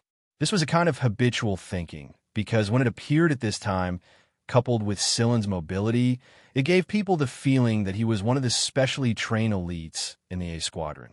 Sillin dealt with the bugs on Carrie's spaceship and watched them adapt quickly. Then, he returned to the spaceship that Yudi was piloting. However, he did not enter the spaceship. Instead, he stood in a depression on the side of the spaceship and watched the battlefield. In addition to causing trouble for both sides, the insects were mainly used to attract attention. Perhaps when everyone was paying attention to the insects, some people had already begun their secret operations. Sillin knew that Vanguard's A Squadron had sent out several special operations teams to attack the main starships of navigators, and navigators were clearly prepared. Both sides were in a stalemate. Every second, there was a pincer attack. Every second, there were new warships or spaceships appearing from hyperspace. Both sides wanted to catch each other off guard, but it was obvious that both sides had a deep understanding of each other, so there was not much effect. These are only superficial. In this space battlefield that cannot be seen, Who knows how many secret battles are taking place? For example, the high-level officials on the planet who went to negotiate, and the things that were going on inside the 11th Squadron starship. Yudos piloted the spaceship and quickly took out an enemy that was chasing after the spaceship. He did not need Tang Xiuqiu's help to complete a lot of shooting missions. Of course, with Tang Xiuqiu's help, the number of enemy spaceships they took out doubled. Unlike Yudos and Tang Xiuqiu, Xiuqiu was so bored that it almost dozed off. It was very envious of Hui Mao, who was squatting outside and picking up bugs from time to time to play with them. Many people who flew past Yudo's spaceship and saw the fat cat calmly squatting on the fuselage of the spaceship could not help but curse. It was not their fault. This was really too unbelievable. Who would have thought that a cat would not have any protection in space and would be playing with bugs on a fighter jet in this battlefield? In fact, Hui Mao's color was not very eye-catching, but that was based on the premise that the cat was squatting there quietly. The current situation was that the cat was playing with a bug with its claws. The bug that was many times larger than itself was easily played with by the cat. Before the scythe-like claws could cut Hui Mao had already bitten it off. Hui Mao was not worried about being hit by stray bullets. First, as long as it was not a heavy weapon, it would not be able to injure it. Second, with Yudo's piloting skills, he could nimbly avoid the enemy's attacks.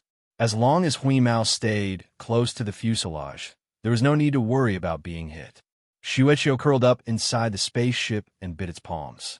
It also wanted to play with it. Whis was playing carelessly when Silen's message suddenly came through. He told Hui Mao to return to the spaceship. There was a mission. When it heard Silen said there was a mission, Hui Mao immediately shook off the big bug on its claws. It scratched its ears and prepared to leave, but Xiuqiu stopped it. Half a minute later, Hui Mao contacted Silen. Silen, Xiuqiu says it's bored and wants to follow us. Do you agree? Hui Mao asked. Silen thinks for a moment and said, bring it along. Xiuqiu was very excited after getting permission. It put on the armor that Shimu had modified for it and was ejected from the spaceship. Snowball would be fine if it didn't wear any armor. It could jump for a long time without breathing, and it wasn't afraid of the space environment. However, its white fur was too eye-catching, so it could only put on the armor for now. Although there were some propulsion devices on the armor that allowed it to fly in space, Snowball was not familiar with this. It flew crookedly and directly crashed into a navigator fighter, leaving a dent in it. Xiuqiu grabbed onto Hui Mao's tail to stabilize itself. Even if it couldn't fly, it could still be carried by Hui Mao and avoid crashing into spaceships or spaceships. Meow, you fatso! Cursed the gray cat whose tail was grabbed by Whis. Xiuqiu looked at Hui Mao's fat body and fell silent. Who asked it to not have wings? Thus, in this chaotic battlefield, a medium-sized fat cat with wings was dragging something unknown behind it. Everyone who saw this scene was amazed. What the hell is that thing? Some navigators tried to capture the unusual duo, but before they could even get close to Whis, they were blasted away by 3 light bullets fired from its mouth. I didn't know you had this trick up your sleeve, Xiuqiu said to Hui Mao through the communicator. Of course I did, Hui Mao said smugly. I've never seen you use it before, because I like to keep a low profile. Xiuqiu. Fine, I'll keep quiet. The spaceship's hatch had already opened for them. After Hui Mao charged inside, he turned around and left Xiuqiu behind. Before Xiuqiu could regain his footing, he rolled out of the hatch and into the passage. Both Silen and Cheto had returned, and there was a spaceship parked next to them. It belonged to Shusag and Cheto. Hui Mao shook his fur and smoothed out the mess Xiuqiu had made on his tail. Then, he jumped on Silen's shoulder and asked, when are we moving out? What are we going to do? We're going back to Little 11, Silen said. Just now, Yudi had lost contact with Little 11, and Cheto couldn't contact him either. The entire starship had been cut off in the outside world. What happened to Little 11? Hui Mao asked. It's not necessarily because of Little 11. Maybe someone entered the starship and cut off its communication with the outside world somehow. We can't contact the people on the starship, and the people on the starship can't send a message to the outside world, Cheto explained. We should be able to contact Little 11 after we get to the starship. Right now, our mission is to return to the starship, Sillin explained to Hui Mao and Shusag. What about Carrie and the others? Shusag asked. They'll fly their spaceships to the starship and provide cover for us. Yudi ordered the spaceship to approach the starship. There were a lot of navigators around the area. Not even the 3rd B Squadron could spare much energy to help the 11th Squad starship. Moreover, the starship's energy shield had been deactivated for a while now. Many of the corvettes that were protecting the starship had been left behind. A Squadron Special Ops Squad was operating at the Central Battle Zone, and an elite squad was protecting the starship from the navigators' spaceships and spaceships. The elite squad had been following the starship closely, so they hadn't been left behind. The 11th Squad's energy shield had been deactivated, so there was no way they were running out of energy. After the spaceship approached the starship, it sped up and flew toward it. Vanguard didn't attack the spaceship after noticing that it was one of their own. Although they weren't too happy about the spaceship's approach, they didn't open fire. Cheto, decrypt the hatch at the bottom of the starship, Sillin said. He still couldn't contact Little 11 right now, and since he couldn't open the cabin door himself, Cheto would have to do it for him. In addition to the hatches on the surface, there were also some secret hatches that outsiders did not know about. Done. Cheto was done unlocking the hatch, and a small passage was opened. Good luck, Yudi said. He wouldn't go in with Sillin and the others. Tesoro was inside the spaceship as well, and they were far weaker than Sillin and the others. They would only be a burden if they went with him. Sillin gestured for them to move, and the hatch at the top of the spaceship opened. The armored Sillin and the others quickly flew toward the secret hatch. This time, Huimao didn't let Shueqio grab its tail. It hated having its tail grab the most. If it wasn't Shueqio, it would have bitten anyone it didn't know, even if they were from Vanguard. This time, Cheto was the one who dragged Shueqio into the secret hatch. Sillin told him to train it more, or he wouldn't bring it along for the next space operation. Shueqio promised repeatedly. It didn't want to sleep in a spaceship out of boredom again. Yudi drove the space plane away after Sillin and the others had safely entered the secret entrance. However, he still followed them from the surrounding area, paying attention to the situation and cooperating with the elite squad to fight against the navigator. From the moment Yudi flew the spaceship to the moment Sillin and the others entered the starship's secret hatch, to the moment Yudi flew the spaceship away from the starship, everything happened in less than 5 seconds. It looked like the spaceship had just brushed past the starship. Sillin and the others had moved very quickly, and there was an object on the spaceship to hide their movements. After entering the secret hatch, Cheto tried to contact Little 11, but he couldn't. It was as if something was stopping him from doing so. What do we do? Cheto asked. Take over control of Little 11. Before leaving, Sillin had told Little 11 that if anyone tried to interfere with the starship's management system and couldn't put up a fight, then everything should stop.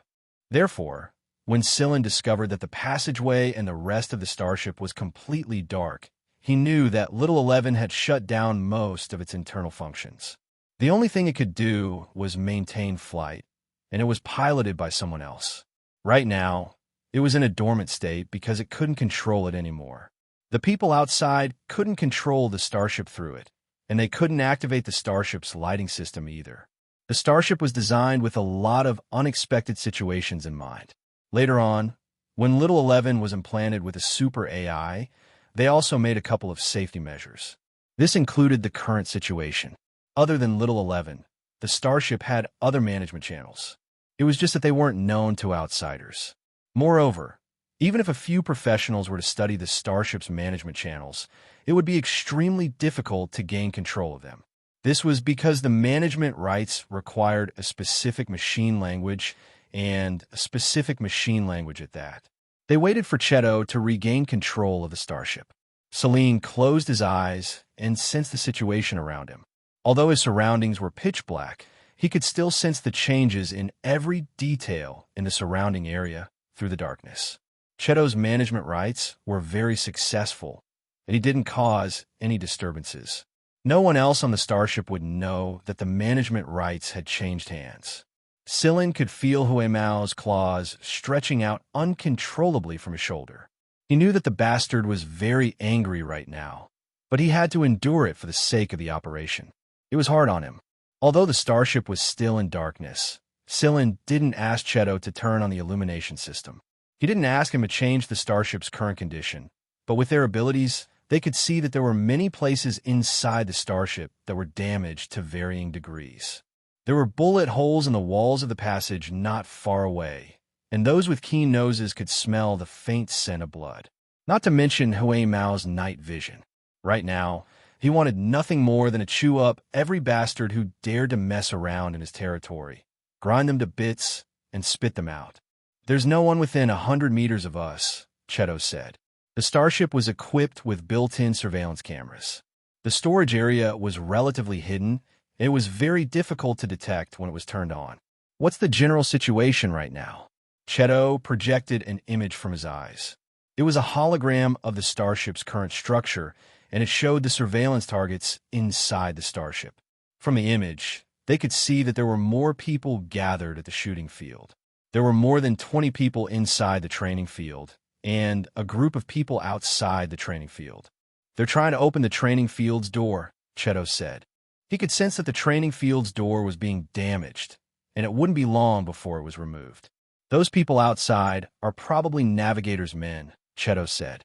"Sillin, didn't you say that there might be Mist men as well?" Shusag asked in puzzlement. "The Mist men won't be captured by the surveillance cameras. They're definitely here." Huemao interrupted Sillin the second he was done. "Yes, they're here. I can smell their disgusting scent already. We can't let them get away this time."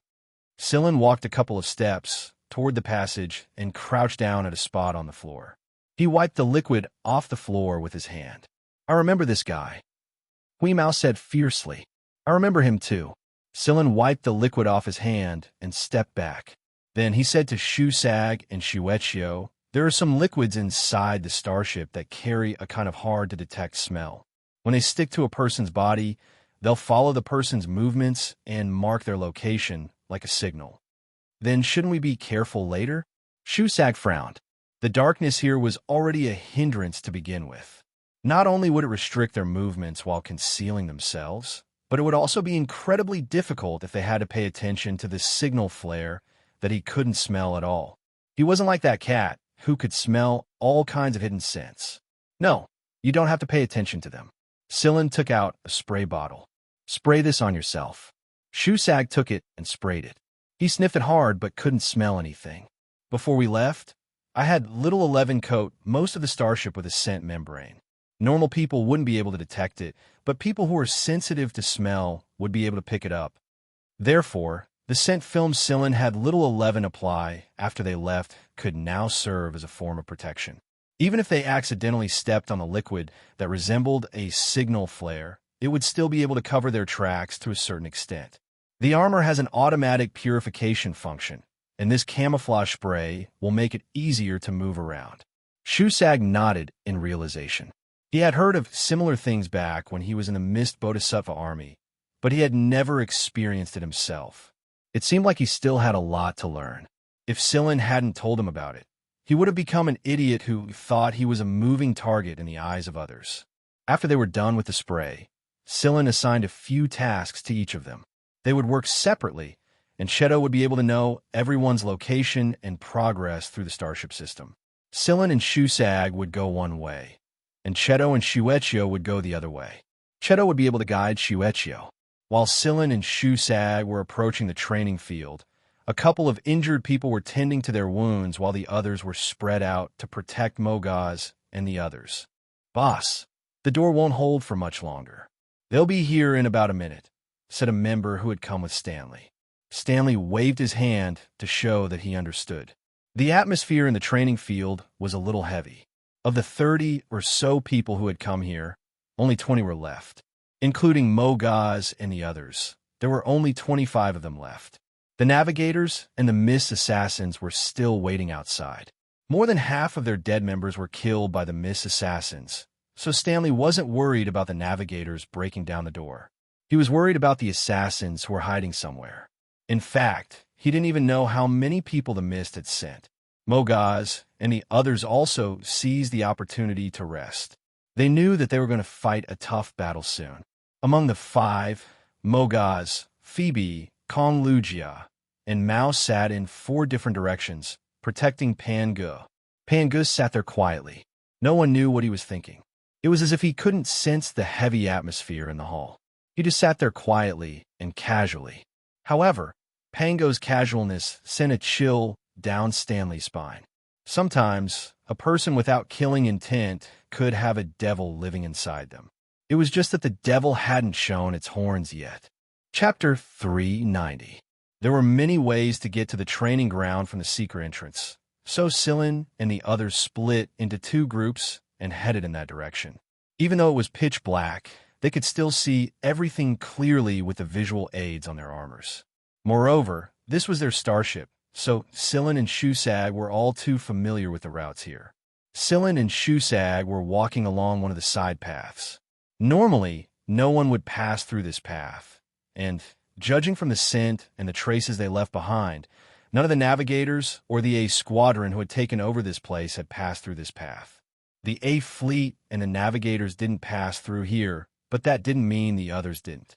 Perched on Sillin's shoulder, Huimao sniffed and sneezed in disgust. That smells so bad. Shusag didn't say anything. Fine, he still didn't smell anything. As they continued forward, Huimao began to move his claws.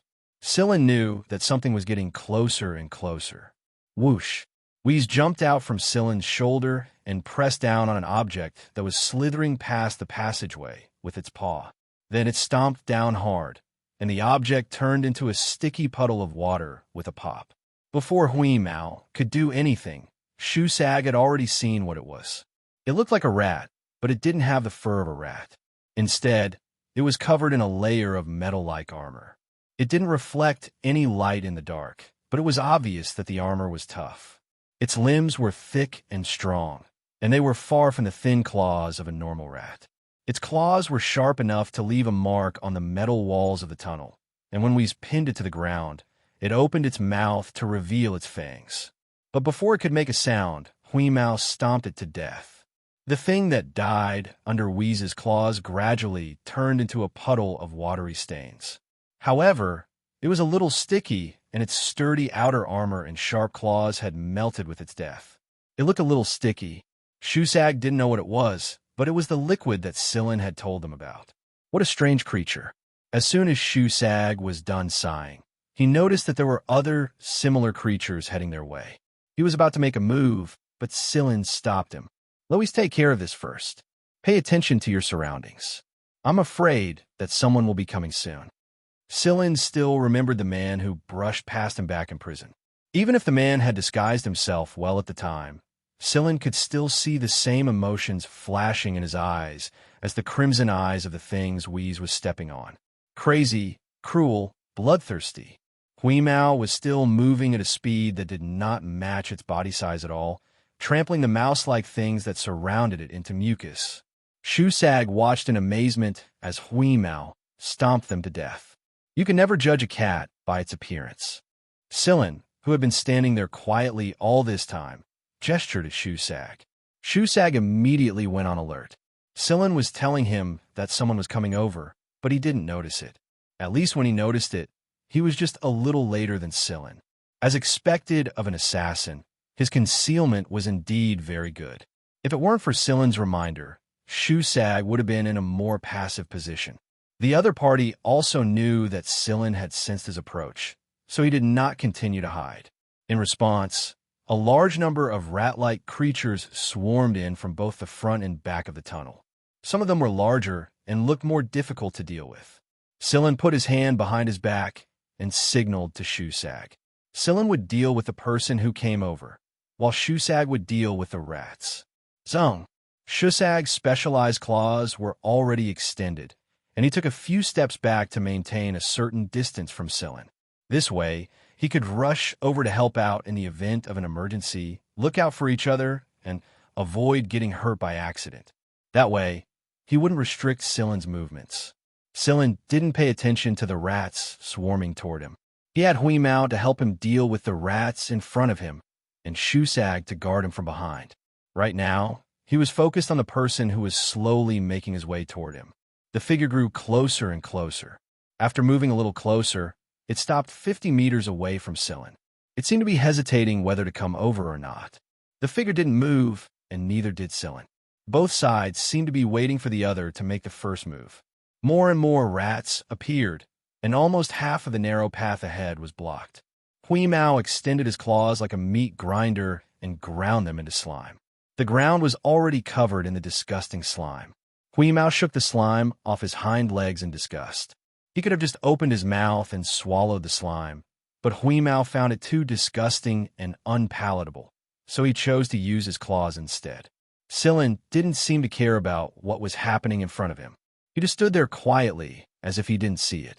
Suddenly, Scylla's figure flashed, and it was as if he had vanished from where he was standing. A hand stretched out from the layer of mucus where he had been standing. The hand had long fingernails, and the shape of the fingernails was similar to the claws of those mice. The outstretched hand didn't manage to grab Scylla. Instead, before it could retract, it was cut off by Scylla's slender sword. All of this happened in an instant. The severed arm melted into slime. However, this slime was different from the transparent slime from before. The slime from the arm was blood red. The man was injured. The figure that stayed 50 meters away began to melt and disappear from the head. That was not the real body of the man. The real body had been lurking among the rats. The rodent was very angry.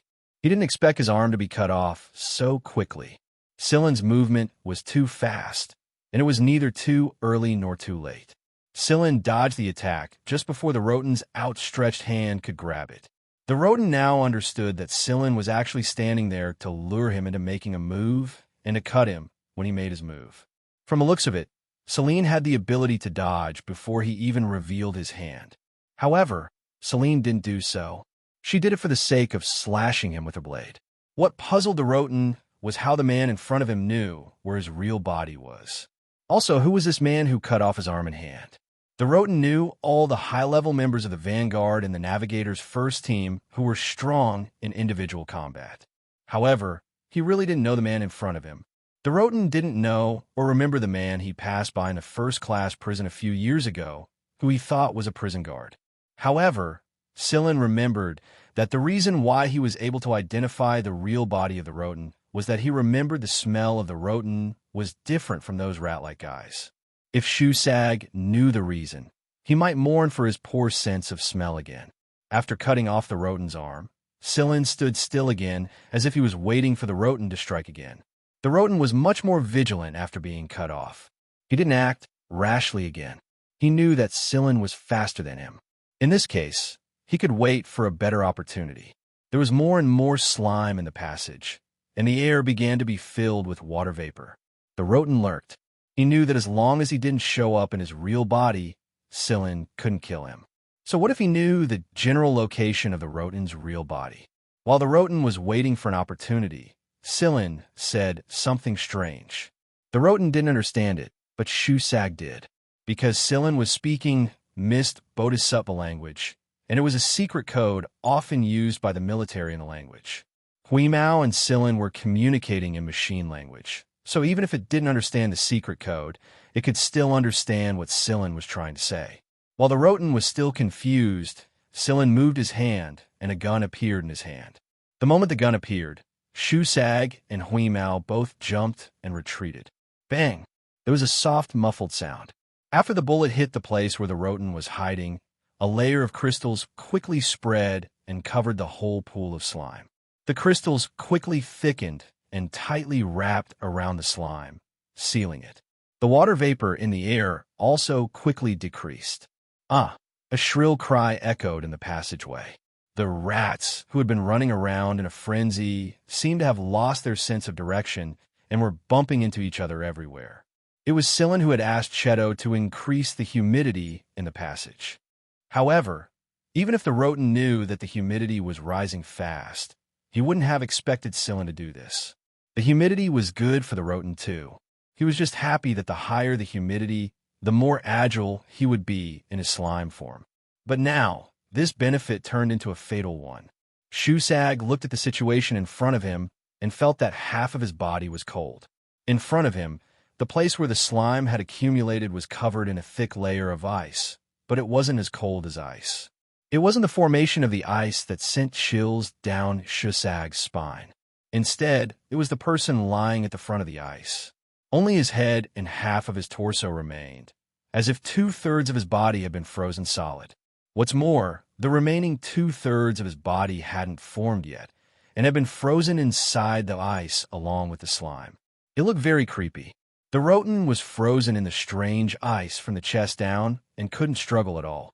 He didn't even have time to transform into his human form. Only his upper arms were exposed, and his forearms were still in the ice. That was how he ended up like this. The Roten stuck out his long, spiky tongue and tried to scrape off the ice that had frozen him. But before he could do anything, a gun was pressed against his forehead. Bang! The shrill scream was still echoing in the passage, but the rats, who were bumping into each other, had turned into puddles of water. The only things left in the passage were the water stains that were gradually being cleaned up by the starship's cleaning system. After a while, the place would be cleaned up as if nothing had happened. A shrill scream rang out from the training ground. That was the shrill and horrifying cry that the Latin let out when it was frozen. It was Sillen who had asked Cheto to play it here. Whether it was the Navigator's men who were trying to break down the door outside, or the Vanguards, squad members who were tensed up inside the training ground, everyone stopped what they were doing at the same time when they heard the voice. Phoebe felt all the hair on her body standing on end when she heard the voice. "Oh, whose voice is that?" A man next to Stanley swallowed and asked in a trembling voice. A person's voice contained a lot of things. It could reflect the emotions of the person when he was screaming, and it could also reflect part of the person's ability. When the voice wasn't disguised, the unique vibration in the sound waves was like a mark that reflected the person. Stanley's forehead was covered in cold sweat. Maybe the other members didn't know who the voice belonged to, but as the deputy commander of Vanguard, he clearly knew. Stanley just couldn't believe that the Roten would make such a hysterical scream. It sounded like the last cry before death. As a killer, the Roten even hid his traces, let alone deliberately making a sound. Moreover, the voice didn't sound fake. The emotions contained in it were too strong, so strong that those who heard it could empathize with it. This was also the reason why even Stanley couldn't help but have goosebumps. Who forced the Roten to make such a sound?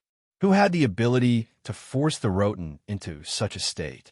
Both the Navigator's men and the A Squad's men, even Stanley himself, could only think of one word: Wuxia. In fact, not only the Navigators and Vanguard's men, but also the Fog's men who were hiding in other parts of the starship thought that it was Wuxia's men. They couldn't think of any other answer except Wuxia's men. Vice Captain, a member of the Vanguard A team, looked at Stanley with uncertainty. The Fog's men had already made them suffer a lot. If Wuxia's men were added to the mix, few of them would be able to make out alive. Many people in the A Squad knew that their commander, Ji-Feng, was not on good terms with Wuxia's men. Wuxia had once threatened Ji-Feng. Therefore, if Wuxia's men were here, they would never help them. Stanley looked at Pango, who was sitting in the center of the crowd. He didn't know what to feel. He felt that he might not be able to protect Pango. "Hey, Phoebe, guess what I'm thinking right now?" Mogaz elbowed Phoebe, deliberately aiming for Phoebe's full chest. Phoebe slapped him away. Phoebe looked at Mogaz helplessly. Only this guy would speak in such a tone at a time like this. "It's none of my business what you're thinking." Phoebe rolled her eyes at him. Mogaz glanced at the other members of the A Squad around him. He covered his mouth with his hand and moved closer to Phoebe. "I think the captain is here." Mogaz looked like he was whispering, but his voice wasn't soft at all. At the very least, the people guarding the outermost perimeter could hear him clearly in this deathly silent atmosphere. "Captain? Which captain?" "Sillen, the captain of the 11th Squad?" A few people glanced at Mogaz disdainfully. "You're still in the mood to joke at a time like this." Mogaz curled his lips. That was exactly what he felt. "Sigh." Mogaz thumped his thigh and sighed. If you hadn't taken control of Little 11, the Navigators wouldn't have had the chance to lock him up. If Little 11 wasn't locked up, he could have helped us. He could have shown us what's happening in other parts of the starship, caused some trouble for the Navigators, and called for reinforcements. Reinforcements? Another person snorted. Do you think the navigators are pushovers? They can seal off the AI system and all signals. Do you really think they'd give us a chance to call for reinforcements? Come to think of it, I didn't think they'd be able to do this. I've never heard of them possessing this kind of technology before. The other ACE squad members nodded in agreement. Based on their understanding of the navigators, those bastards shouldn't have possessed this kind of technology. Who helped them? Because the navigator's men had stopped breaking down the door after hearing the shrill scream. The protective door of the training ground would not be broken down for the time being. The A-team members began to talk about who was secretly helping the navigator in order to ease the tension in their hearts. Only Phoebe was more silent than the rest. They knew that the reinforcements Mogaz was referring to weren't just the people outside the starship. He was referring to the robots lying in a secret place inside the starship. Without Little 11, Shikai, and Silin, these robots wouldn't have made a move. Mogaz and the others didn't have the authority to order them around. They brought this upon themselves. After a brief pause, the breaking down of the door resumed. "Attention, everyone! Prepare for battle," Stanley said. The red-hot metal was particularly eye-catching in the darkness. It was also a signal that the door was about to be broken. The high-energy cutter cut through the training ground's reinforced walls one layer at a time. It was now the last layer. When a big mouth was gradually formed, everyone in the training ground raised their vigilance to the highest level and prepared themselves according to the formation arranged by Stanley. Clang! The door was kicked open, and 3 grenades were hurled inside. Block them! A large protective shield was activated, and several protective shields were connected to block the shockwave when the 3 grenades exploded. These 3 grenades would not be too powerful. If they blew up the entire training ground, it would give the Vanguard members a chance to escape. Therefore, the navigator's choice of grenades was well thought out. After the grenades exploded, the protective barriers were almost completely destroyed. Kill them. Maintain formation. Laser weapons would only expose themselves in an environment like this. That was why everyone chose to use metal bullets. However, there shouldn't be any light, but after the 2 sides fired, they found that the bullets created spots of light in the middle of the 2 sides. It was as if there was a transparent energy barrier in the middle. Click, click, click. The lights in the training ground came on. Gurgle. Something rolled out of nowhere to the middle of the 2 sides and stopped near the protective barrier. Under the sudden light, the rolling thing attracted the attention of both sides. It looked like an ice cube. In this ice cube, there was the bloodthirsty and violent eyes of the rodent, and his facial expression was distorted by the pain of being frozen in half. A voice rang out in the training ground. "What should I do to you guys for messing up my starship like this?" Chapter 391. The voice came from speakers in all directions of the training ground. From a moment the protective shield appeared, everyone knew that something had gone beyond their expectations. The training ground must have been equipped with a protective shield, but after the navigators people shut down the starship system control, the Vanguard people trapped inside could not open the shield, and the distress signal could not be sent out. The people outside had no idea what was going on here. As long as the starship did not stop, the people outside could not easily enter the training ground. To activate the protective shield in the training ground, the control system must be connected. Plus, the lights inside the training ground were on, which meant that the control system was no longer blocked. What the Navigator and Vanguard members were concerned about was who was in control of the system. Stanley felt his scalp go numb as he looked at the ice next to the protective shield. It was not an illusion. It was really the rodent. He did not expect the rodent to be killed, and in such a way. It seemed that the rodent did not have a good time before he died. The head sealed in the ice, the expression on its face, and the voice he heard a few minutes ago. Stanley felt that he was breathing very carefully. Was it really Whoosh's people who were able to kill the rodent? But if it was Whoosh's people, why did they have to raise the protective shield to protect themselves and the others? Stanley knew the rodent, and so did several people on the A-team. Many people on the Navigator's side also recognized the rodent's face. Because of this, the atmosphere suddenly became strange. The room was bright, but it felt even darker and more dangerous than before. What was lurking around here? Drip! A drop of blood fell on the floor and bloomed. Everyone raised their heads and looked up. The height of the training ground was about 30 meters, and on the wall at a place 20 meters above the ground, a person was standing steadily on a metal pole used for climbing training. When did this person appear? No one noticed it at all. It was completely silent. If it were not for the sound of liquid dripping in this strange silence, no one would have noticed the person standing there. This person was wearing armor, which Mogaz and the others were very familiar with. This was the armor unique to the members of the 11th team. However, the sound of liquid dripping did not come from this person. Instead, it came from the person in his hand who was no longer breathing. Tires! Stanley recognized the man whose chest had been pierced and whose blood was dripping from a wound. Tires was also a member of the Fog. He was known as Swift Blade Tires. His blade was shaped like a tear, and it was extremely fast. Many of his victims didn't even have time to react before they lost their senses. Like the rodent, Tires had caused a lot of trouble for the A-team not long ago and caused them heavy losses. But now, this killer with the swift knife Tires was being held in his hand like garbage. His face was deformed, his chest caved in, and many bones were broken. First, it was Rodden's head, then Swift Blade Tires. The two Fog killers were slaughtered one after another. Even the navigators, who thought they were well prepared, felt that things had gone beyond their expectations. In contrast to Stanley and Navigator's worry and anxiety, Mogaz and the others were much more relaxed.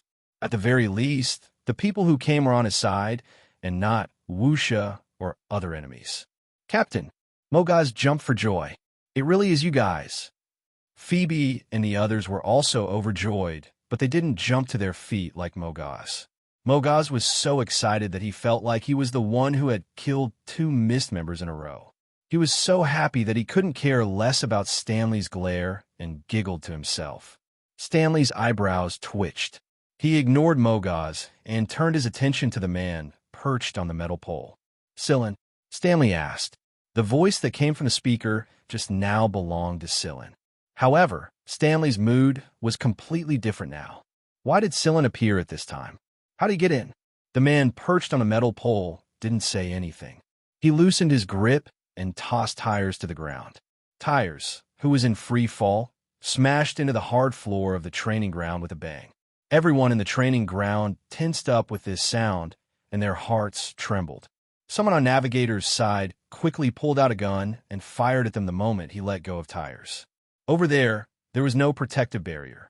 The barrier only surrounded the center of the training ground in a cylindrical shape.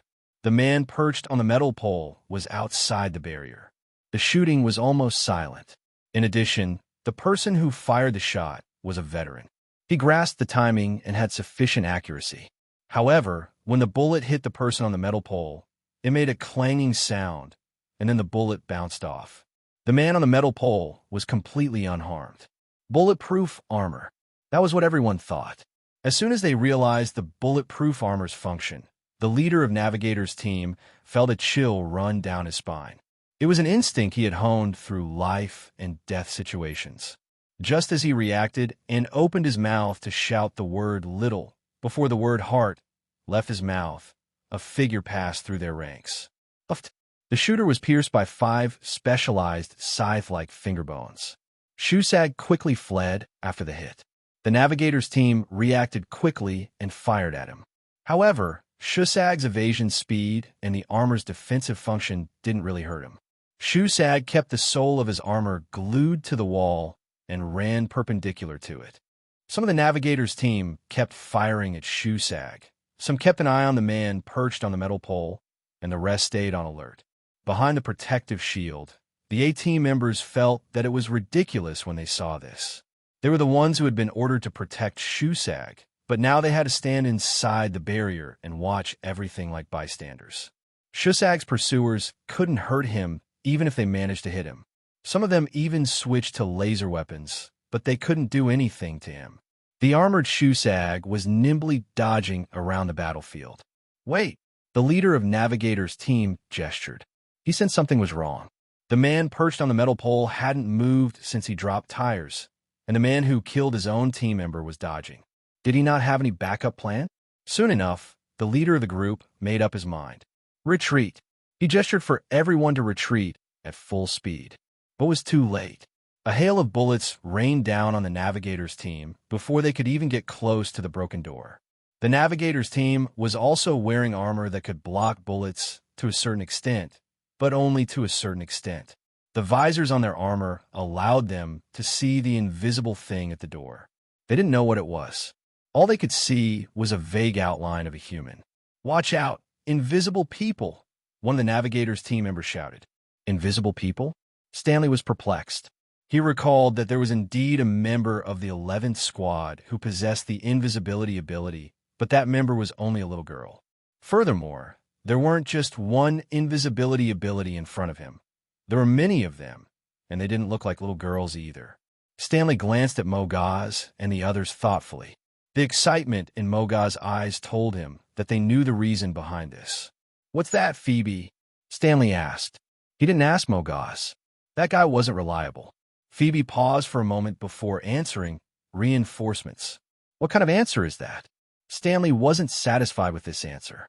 "Didn't I tell you? If Little 11 wasn't sealed off, these reinforcements would have been able to help us a long time ago," Mogaz said. "The captain kept them here so that Little 11 could be released if he was in danger." But Mogaz shrugged and didn't say anything else. The A squad was the one who forced Little 11 to surrender his authority and gave the navigator's team a chance to seal off the ship's defenses. Otherwise, they wouldn't be in such a sorry state right now, and they wouldn't have lost so many people. Before Sillin left, he told Stanley not to go overboard and give the starship some freedom. But Stanley didn't listen to him at all. Was he to blame for Sillin? Was he to blame for not making himself clear? It wasn't strange. Every team had their own developments and secrets. This wasn't the military. This was the rule of the Hunter Corps.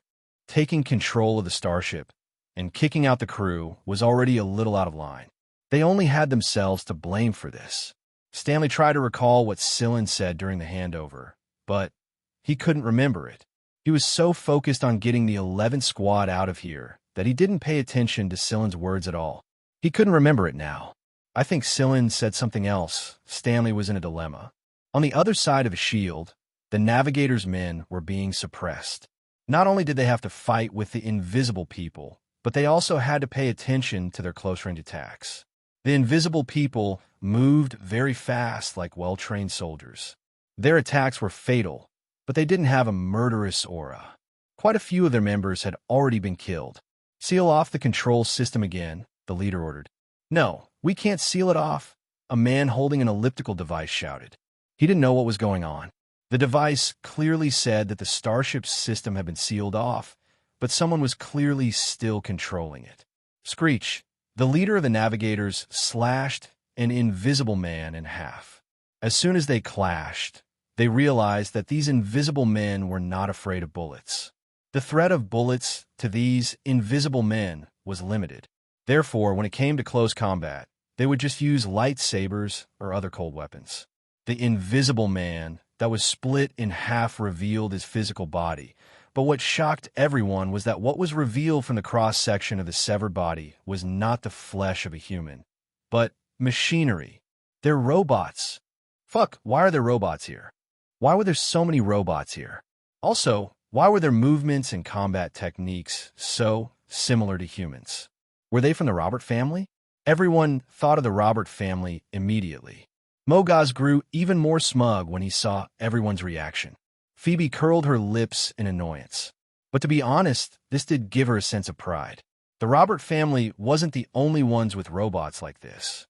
Wusha wasn't the only ones who could fight against the Mist, and the A squad wasn't the only ones who could do great things. The 11th squad can do it all the same. The robots were enough of a headache for the navigators, but what happened next was even more frustrating. The gravitational field was suddenly deactivated. Without the sudden loss of gravity, the navigators didn't even have time to react before 7 of them were killed by the flying robots. It looked like a one-sided massacre. The navigators tried to break out of the encirclement, but when they finally did, they were smashed into the wall and flattened to a pulp. A giant door god stood guard at the entrance. Shuecho's body swelled several times in size after his transformation. His fleshy hands were as hard as steel, and his reflexes were quick and agile. He killed a person with a single slap. Even if he didn't die, he wasn't far from it. Snowball was responsible for taking care of these people who broke out of the encirclement. However, Sillin also told him that if the other party used grenades or other artillery weapons, he could just dodge and let these people escape. There were robots in charge of cleaning up other parts of the starship anyway. Shuecho was responsible for taking care of the escapees, while Mogaz was yelling at the other side of the barrier. "Come on, Shuecho. Kill that bastard. There's one on the left. Watch out for grenades. Behind, two of them have escaped." Veins popped out on Stanley's forehead. He wanted nothing more than to tape Mogaz's mouth shut. Just as Stanley was about to lose his temper, Mogaz suddenly stopped and muttered, "That's weird. Why isn't Mr. Cat here?" Phoebe and the others were curious as well. Given the cat's personality, it wouldn't miss out on a chance to vent its anger and show off. If Sillin was here, then Mr. Cat must be here as well. But what was the cat doing? Who's Mr. Cat? A member of the A Squad couldn't hold it in any longer. Every single person in the 11th Squad, or even inhuman, was shocking to them. Why would someone who had the ability to kill the assassins of the Fog stay in a small team that had just been formed? If it were them, they would have joined the A Squad a long time ago. Their strength was more than enough to secure a spot in the A Squad. Also, if the 11th Squad was this strong, why didn't the A Squad give them any information about what was going on? "Mr. Cat is Mr. Cat, our captain's pet," Mogaz answered. Isn't it that fat gray cat over there?" Another squad member gestured with his hands and asked. "Yes, that's it. Mr. Cat is the strongest in our squad, after the captain and Cheto too. They're the strongest in 11th Squad." "And who's Cheto?" someone asked. Mogaz was about to answer when Phoebe lashed him with her whip. "What the hell are you talking about at a time like this?" Mogaz finally shut his mouth and turned his attention to the battlefield. There weren't many navigators left on the battlefield.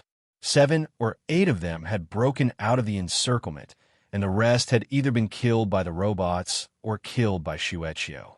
The leader of the navigators team was still here. He and a few other team members held back the androids and killed a few androids. It had to be said that the strength of this leader was really good. It was at this moment Stanley noticed that the man standing on the metal pole had finally moved. Since there was no gravity, he used the thrusters on his armor to fly toward the leader. In the blink of an eye, he appeared in front of the leader. Bang! The leader only had enough time to block the punch with his sword, but he was knocked back by the force of the blow. He might have been sent flying if his armor wasn't holding him in place. A fist-shaped dent had appeared on the sword that blocked the punch. It couldn't withstand a second attack. The remaining 3 navigators wanted to help, but before they could turn around, one of them felt a chill in his chest. He had been pierced. Shusag flung the dead navigator aside and went on to finish off the remaining 2. Crack! Crack! Bang! The leader of the navigators was pinned against the wall by Cheto's neck. Both of his arms were broken, and several of his ribs were broken. Crack! The sound of bones breaking entered the battlefield again. The leader's neck had been broken. The moment the leader breathed his last, the person who was strangling him quickly retreated. Boom! The place had exploded. In fact, the leader wanted to detonate another bomb, which was placed near the energy cabin. As long as the leader gave the order or his own heartbeat stopped, the bomb would be detonated and the entire starship would be blown up. However, when he was grabbed by the neck and knew that he would not be able to live for long, he gave the order to detonate the bomb, but he did not find any movement. He didn't have time to react. The hand around his neck were already pressing down on him. A heartbeat stop was the only way to detonate the small bomb. Even so, the explosion shook the entire training ground like crazy. If it weren't for the protective barrier around the training ground, Mogaz and the others would have been caught in it already. Shusag and Shuecho had flown away and found cover before the explosion happened, so they weren't hurt at all. "Hey, Captain, are you all right?" Mogaz shouted at the messy training ground. Everyone turned to look at him as well. Not even armor could protect them from a bomb of this magnitude at such a close distance. The gravity system had been reactivated, and the smoke and dust from the explosion was slowly dissipating. A man walked out of the smoke and dust and grew clearer and clearer as Mogaz shouted. As the figure walked out, everyone saw the electric light flashing on the figure's body. Mogaz's mouth fell open. Cheto, where's Silin? If this man was Cheto, then where was Silin? Chapter 392. The barrier around the training field had been shut down, and the people inside had walked out. Mogaz walked up to Cheto quickly and asked, "Are you all right, Cheto?" Cheto was covered in lightning and missing a piece of his shoulder. He looked like he was in a pretty bad shape. Even though he was wearing a suit of armor, it only served to cushion the impact. However, after Cheto put away his armor, the wound on his body started healing and returning to its original state in no time at all. The A squad couldn't believe that Cheto had healed himself in just a few breaths' time after taking the bomb at close range. Shusag and Shuecho also walked up to Cheto and stood next to him. They were allies now, and Shusag didn't trust the A squad at all. He didn't care if they had to fight each other. Everyone except the 11th squad was an outsider to him. Cheto didn't answer Mogaz's question. Instead, he controlled the projectors in the training field to display the battle situation in other parts of the starship. Some robots were doing cleaning work there. The images were very clear, showing the battle between the robots and the escaped navigators. The command room had regained control of the starship as well. Under Cheto's control, the starship's barrier was raised once more. However, the starship itself didn't slow down at all.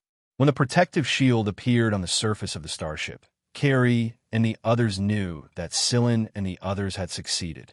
The starship no longer had to endure the bombardment of the enemy aircrafts outside. The Sentinel defense system and AI weapons inside the starship had been activated, and after issuing a warning, they started attacking the enemy aircrafts around the starship. Cheto called Shusag and Shuecho over to clean up the mess inside the training field. Although they had the help of the robots, there were still some things they had to do on their own. Cheto needed to gather some information on the dead navigators. Stanley didn't know what to say when he saw the people in front of him going about their business, as if no one else was around. Should he say thank you? Shouldn't he? Should he say hello? How should he say hello? It wasn't easy for Stanley to swallow his pride. That was why Stanley didn't say anything. Mogaz was the only one who was asking questions around Cheto. Where's the captain, Cheto? Is Lord Cat here too? Where are the others? They have other things to do. Shuecho, that's still useful. Don't break it, Cheto said to Shuecho, who was playing with the ice block on Rodon's head like a ball. Shuecho had already put away his armor and returned to his original furry white bear form. Hearing Cheto's words, Shuecho obediently placed the things in his hands on the ground. After scratching his butt, Shuecho, who could not bear the loneliness, wandered around the training ground again. He confiscated the firearms, lightsaber, and other tools left behind by Navigator to fill up his toy library. The members of the A-Team were a little nervous when the fatty approached. Now, the fatty looked very simple and honest and cute, but when they thought of this guy crushing a person to death with a slap, they couldn't help but feel nervous. With a dire beast so close to him, it would be strange if he wasn't nervous. However, Shuecho didn't pay attention to the A-Team members. He was focused on finding new toys. When he saw a new submachine gun in the hands of a member of the A-Team, Shuecho walked over and stared at the gun. The man who was being stared at by Snowball stiffened. He looked at the fatty who was staring at the gun in his hand without blinking, then looked at Stanley, who was deep in thought and did not seem to be paying attention to them. He swallowed his saliva and carefully said, "You want this?" Shuecho scratched his ear with his paw and said, "Let me play with it for a bit. I'll return it to you later." Will I really return it later? Also, will I really not get into trouble? That being said, the person handed the gun to Cheto anyway. Someone shook his head disapprovingly, but he didn't say anything because Shusag was looking at him. They had all seen Shusag slaughter the navigators just now, and they didn't want to make an enemy out of him unless it was absolutely necessary. Even though they were all members of Vanguard, they treated each other like strangers. In fact, everyone in the A-Team was confused by the fact that the strongest members of the 11th Squad were Silin, Cheto, and Lord Cat. Shusag wasn't mentioned. They had seen Cheto's strength for themselves, and they had a better understanding of Shusag's. If everyone in the 11th squad was as strong as Shusag, then they would have to reevaluate their opinion of the 11th squad. But was Silin really that strong? He wasn't that old, was he? Some people were wondering about the reason behind this when they were suddenly pulled back to reality by a series of gunshots. On the other side, Snowball was holding the submachine gun and shooting at the severely deformed door that was cut by the navigator. It was about 70 meters away from the door. After a series of shots, it left a circle of bullet marks on the door. It was a simple task for most people, but the white fatty in front of them wasn't a human. He was a special kind of animal, and this was just the beginning. Shueisha scratched his ears after firing the submachine gun. No one knew what he was thinking. Then, he moved his fat palms and disassembled the submachine gun just when everyone thought he was going to break it in half. It was hard to imagine how Shueisha had disassembled the submachine gun with his fat and clumsy palms, but it was an undeniable fact. After disassembling the submachine gun, Shueisha studied the parts for a moment. Then, as if he had lost interest, he reassembled the parts and handed them back to the person. Compared to Tang Qiuqiu's gun, Shueisha didn't find this one attractive at all. The person who received the submachine gun was still a little dazed. He only came back to his senses after his comrade patted him on the back. The first thing that came to his mind was, fuck, why did that white fatty look at me with disdain when he returned the submachine gun? Mogaz asked about the starship again, but Cheto didn't say anything. Cheto didn't tell him where Silin was. He could sense Silin's current location. The reason he didn't kill the leader of the navigators right away was because he wanted to confirm that the detonation signal of the bomb in the energy cabin was successfully disrupted. It was only after the navigator gave the order to detonate the bomb and nothing happened that Cheto finally felt reassured enough to kill him. On the other side of the starship, inside a side passage leading to the energy cabin, the lights inside the starship had been turned on, so the passage was brightly lit. At this moment, a person was slowly walking toward them from the corner of the passage. Although the passage was brightly lit, it was impossible to see the person's face clearly. The person was wearing a cloak and a hat, and the light shone through the brim of the hat and cast a shadow. The person was fiddling with a device on his wrist in an attempt to contact someone, but he discovered that he couldn't send a message. The device had been disrupted. Suddenly, the device on his wrist vibrated and displayed a notification. The person paused for a moment when he saw the notification. He looked a little incredulous before he quickened his pace. However, he only took 2 steps before he came to a stop and looked up ahead. There was a person standing about 30 meters away from the other end of the passage. Blue succubus? Celine looked at the cloaked person not far away and asked. He was here to stop the last of the 3 Fog members on the starship. He was also the opponent that Silin had met once before and had even gotten beaten up by him. After Silin revealed her identity, Blue Phantom pulled down her cloak and revealed a blue-skinned woman. The captain of the 11th squad, Silin. Blue Phantom asked. They had seen some of the information about the 11th squad before they came here, so it was only natural that she knew about Silin as the captain of the 11th squad. However, she couldn't understand why Silin would appear on this starship again after he had handed over his authority. Regardless, the only thing Blue Phantom wanted to do right now was to detonate the bomb navigator's men had planted inside the energy cabin. They had already lost 2 people in this mission, and if they couldn't complete it, there was no need for her to return. She didn't care even if she had to blow up the entire starship and kill everyone. In any case, she was the only one left of the 3 who had come here, and the other 2 signals on the vitals display on her wrist had already disappeared. She didn't need to worry about anything anymore. The moment the blue succubus finished her last word, she charged towards Silin fiercely. Straight blue light blades extended from her hands, and her eyes were cold and emotionless. It was just like Silin's memories. Kill Silin, then go to the energy cabin and detonate the bomb. This was Blue Phantom's current mission. Ping! The blue blades of light were blocked with a hiss. Blue Phantom's pupils shrank when she saw the slender black blade that had blocked her blades of light. It's you. It wasn't that Lan Mei recognized Celine, who they had fought before, but that she recognized the blade. "It's you. You killed Osculo." That was what Blue Phantom was trying to say. Blue Phantom was on high alert. Several blue blades of light crisscrossed and stabbed at Scylla. The crisscrossed blades of light wove into a deadly net, and the surrounding walls were already covered in crisscrossed marks. Scylla didn't wear his armor, nor did he take out his water gun. He didn't plan on using his Purgatory Thundersnake either. All he did was wave the long blade in his hand and block the incoming blades of light. He kept on defending, retreating step by step. It looked like Scylla was being suppressed and at a disadvantage. But Blue Phantom knew that the person in front of her wasn't simple. There were no unnecessary movements. Every time Scylla swung his blade, he was able to perfectly block the blades of light.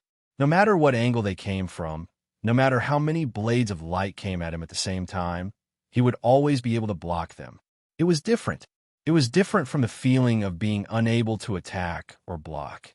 In Scylla's eyes, these flashing blue blades of light no longer gave off the frightening feeling they had in the past. They were just like ordinary blades, blades that he could definitely avoid with absolute certainty. It wasn't that the blue blades of light had lost their power, but that this level of power was no longer enough to suppress Scylla.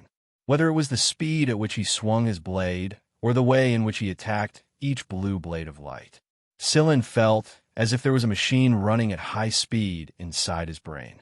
It recorded every instant of his movements, analyzed his next move, and calculated the best way to deal with it.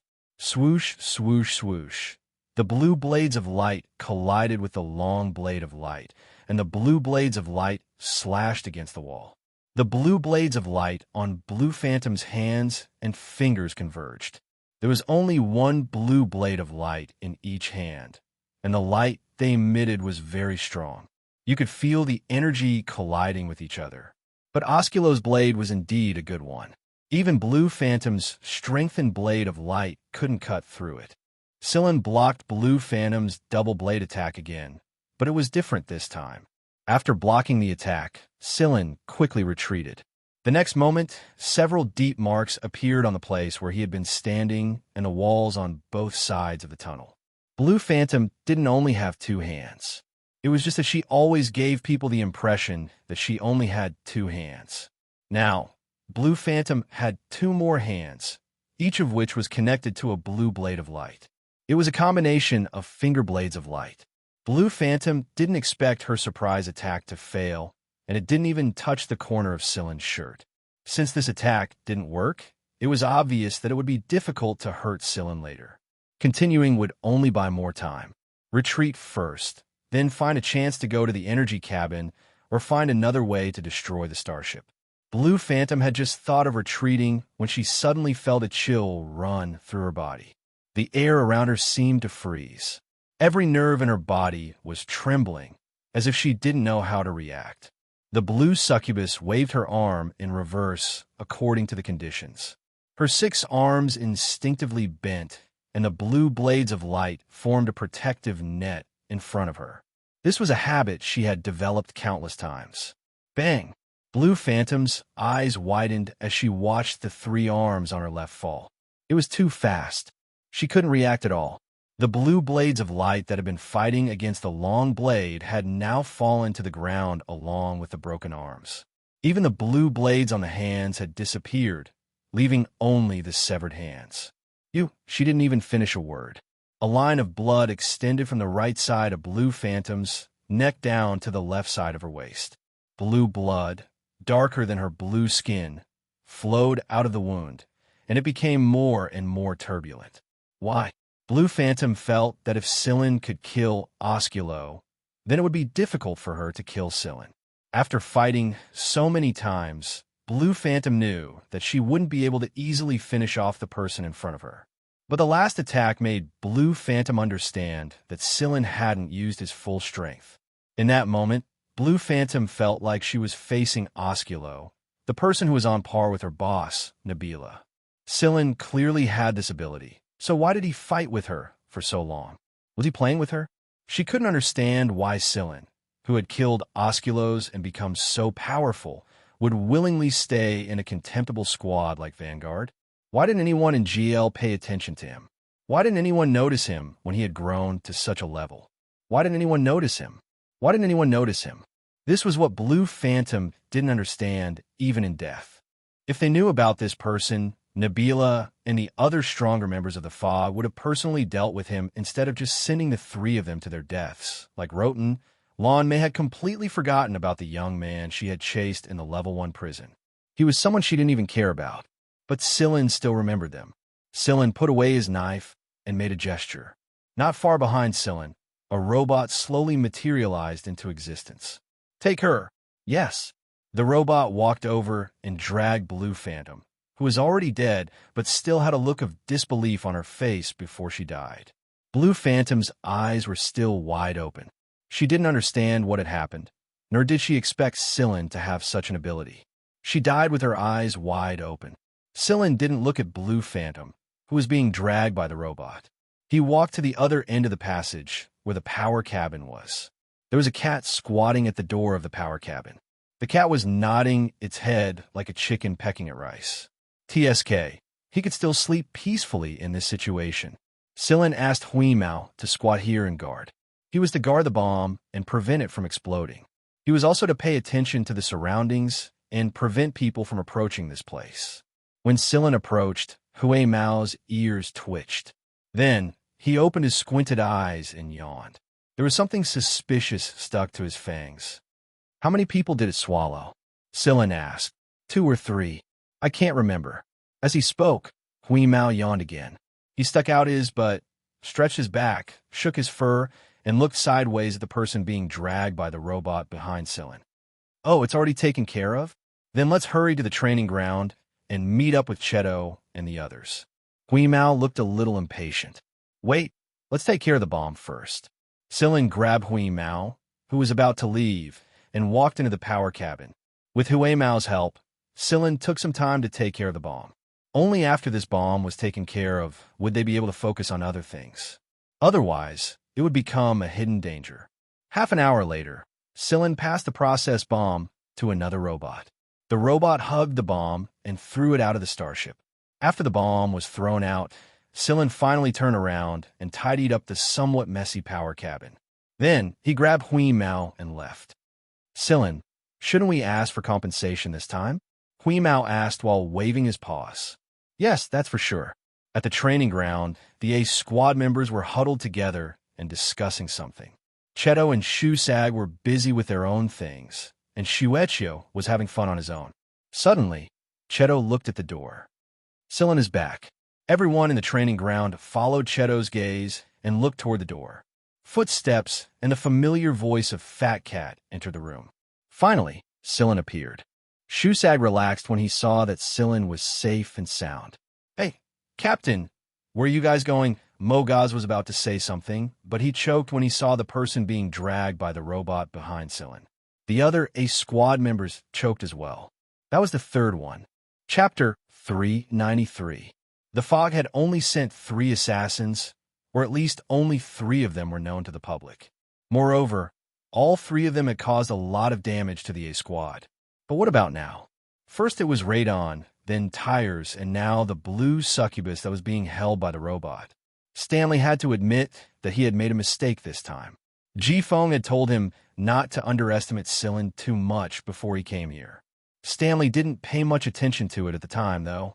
After this incident, he realized that Jifeng might have underestimated Sillin and the small squad behind Sillin. What the hell happened to this place? Huimao looked very unhappy when he saw the state of the training ground. Although he would still demand compensation from the A squad later, no one would be happy to see their turf destroyed like this. I'm so happy to see you again, Lord Cat. Mogaz ran up to Huimao and explained what happened just now to him. Everyone in the A-team turned to Mogaz in unison when he called out Lord Cat. Their eyes were filled with curiosity. Huimao's nose twitched a little before he jumped off Sillin's shoulder and ran up to the deformed metal door. Then he sniffed it, moved his ears, and lifted the thick metal door with his paw. It was so thick that it could easily crush a person to death. The A squad members couldn't help but feel their faces twitch when they saw this. Mogaz wasn't lying. They knew that the cat was a little special, but they didn't think it would be this special. Hui Mao didn't care what the others thought of him. He was after the thing under the metal door. After the thick metal door was lifted, everyone saw a person who was crushed to a bloody pulp under the door. However, Hui Mao's target wasn't the navigator, but the thing in the man's hand. Hui Mao picked up the deformed instrument with his paw and tossed it to Silin. "This thing is a little special," he said. Cheto looked at the seriously damaged device. He hadn't paid attention to it before, and the device itself had lost all of its functions due to damage. That was why he hadn't paid attention to it when he was cleaning up the training ground. He didn't expect Hui Mao to be the first one to find it. "What is this?" Silin asked. "I don't know." Hui Mao shook its paws to get rid of the blood and debris on its paws. "It feels a little special. That's the device the navigator used to seal the starship's control system," said Stanley, who finally found a chance. Silin shot Stanley a glance before passing the device to Cheto. "Keep it for now. We'll show it to Shimu later." "All right." Cheto accepted the device. There were some things he needed to ask Hui Mao later. Cheto was inferior to Hui Mao in judging things without relying on machine language and signal response, so he needed to improve himself in this area. Cheto had already taken care of a lot of things in the training ground and on the starship, so Silin didn't need to worry about them anymore. "Vice Commander Stanley, I think we need to have a good talk after this incident is over," said Silin while looking at Stanley. "I think so too." Stanley didn't know how he should treat Silin right now, but it was true that they needed to have a talk. There were too many things he didn't understand about the 11th Squad, and how Vanguard should treat the 11th Squad from now on was a headache. Of course, now wasn't the time for a talk. The war between the 200 regiments wasn't over just yet. Stanley needed to ask about the A Squad's current situation, but he didn't know how the other higher-ups were doing right now. While Stanley was contacting the front line, Silin went to talk to the Mogaz Quintet, especially Pango. Pango was on the missed assassination list. While Silin was talking to Pango, Pango told Silin about his background. It was true that Pango was Ji Feng's son, but his mother wasn't a member of Vanguard. She was a member of Wuxia. Back then, Wuxia obtained 2-star map fragments of spell. Ji Feng had one, and the other was hidden somewhere else. Pango's mother betrayed Wuxia after she found the last star map fragment and found spell with Ji Feng's help. Spell, like Tear of God, was a kind of potion. However, spell contained a whole set of genes, and this set of genes would give a person a special ability. After Pango's mother drank the gene medicine, her strength skyrocketed. Later on, during a mission, they encountered an accident. The spaceship entered a star area with an abnormal magnetic field. Coupled with the sudden outburst of stellar activity in that area, the ion storm and all sorts of other unexpected events gathered together. In order to save Ji Feng and a few of Vanguard's higher-ups, Pango's mother did her best to protect them. However, she was already 7 months pregnant at that time, and her body was greatly affected. After that crisis, Pango arrived early, but his mother couldn't open her eyes again. Saving Pango had exhausted the last of her strength. At the time, many people thought that a premature baby who cried out under such circumstances wouldn't survive even in the best nursery. However, the baby's vitality was so strong that the entire nursery exploded when he cried. Later, Ji Feng and the others discovered that the spell gene originally found in Pango's mother was successfully duplicated in Pango's body. Not only did Pango inherit his mother's and father's high-level genes, but he also had the spell gene. Pango had 2 sets of genes at the same time, and as he grew up, he also slowly fused the 2 sets of genes in his body. Unlike his mother, Pango was born with 2 sets of genes. Compared to his mother, he had a bigger advantage. The 2 sets of genes in his body were much more compatible.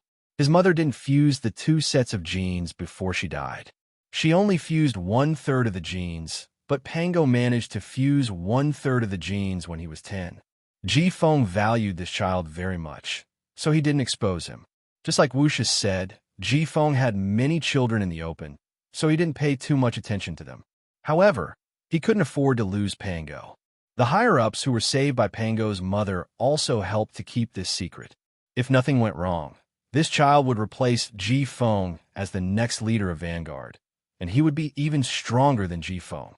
Pangu was the one who made most of his decisions. Even though he appeared to be a very easygoing person, Jifeng had never been able to persuade Pangu to change his mind even once after Pangu had grown up. Back then, when Vanguard sent a large number of members to the other teams, Pangu had chosen to join the 11th Squadron. At the time, Jifeng didn't want to, but he let him be. At the same time, he secretly arranged Mao, Kong Lujia, and the rest of his stronger members to join the 11th Squad. However, Jifeng didn't expect that other than Pangu, only 4 people would remain in the 11th Squad.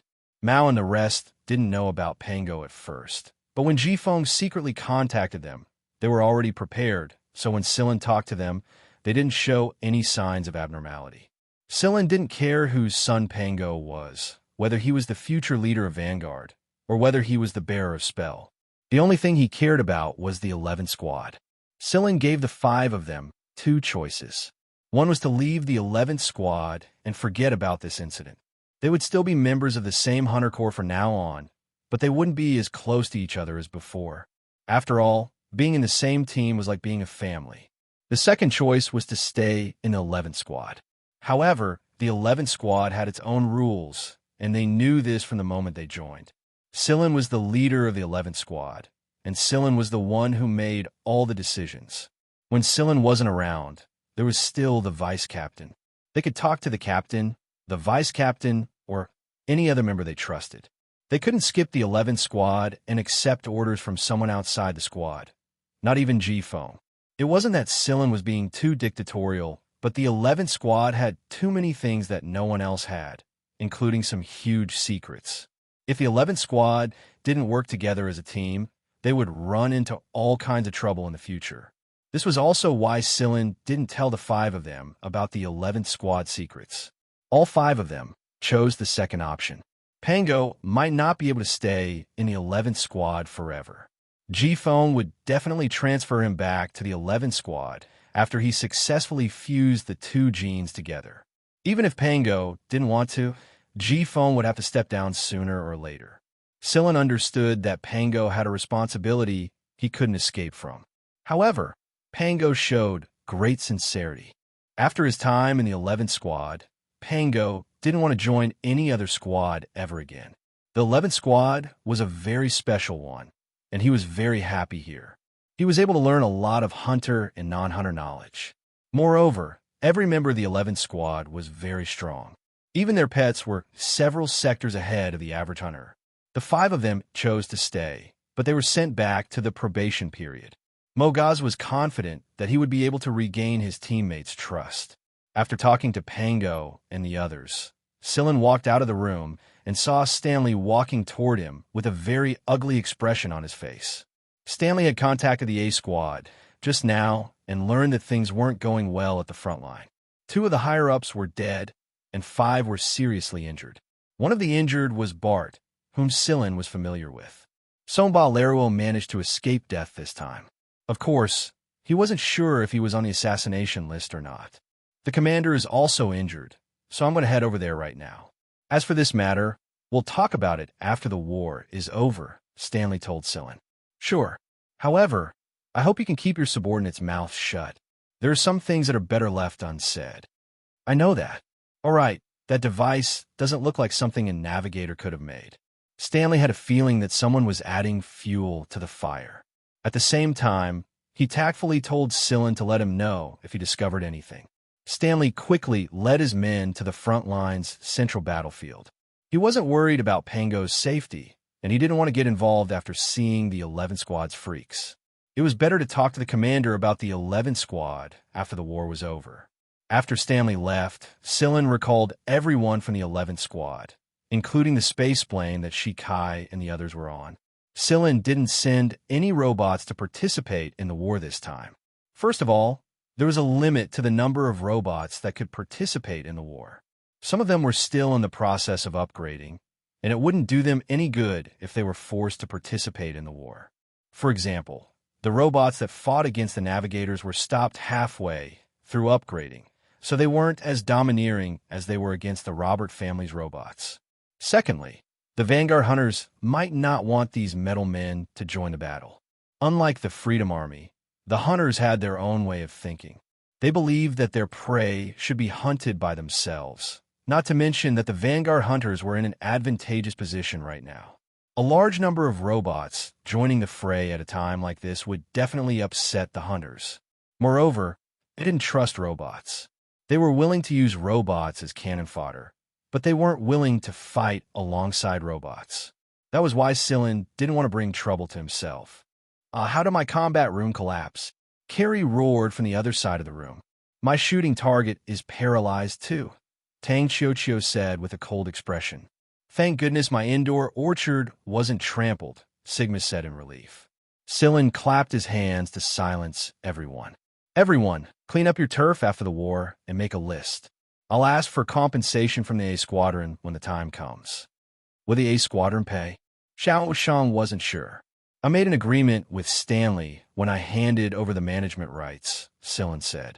Oh, let's take care of the battlefield first. Get to your positions and prepare the starship for combat.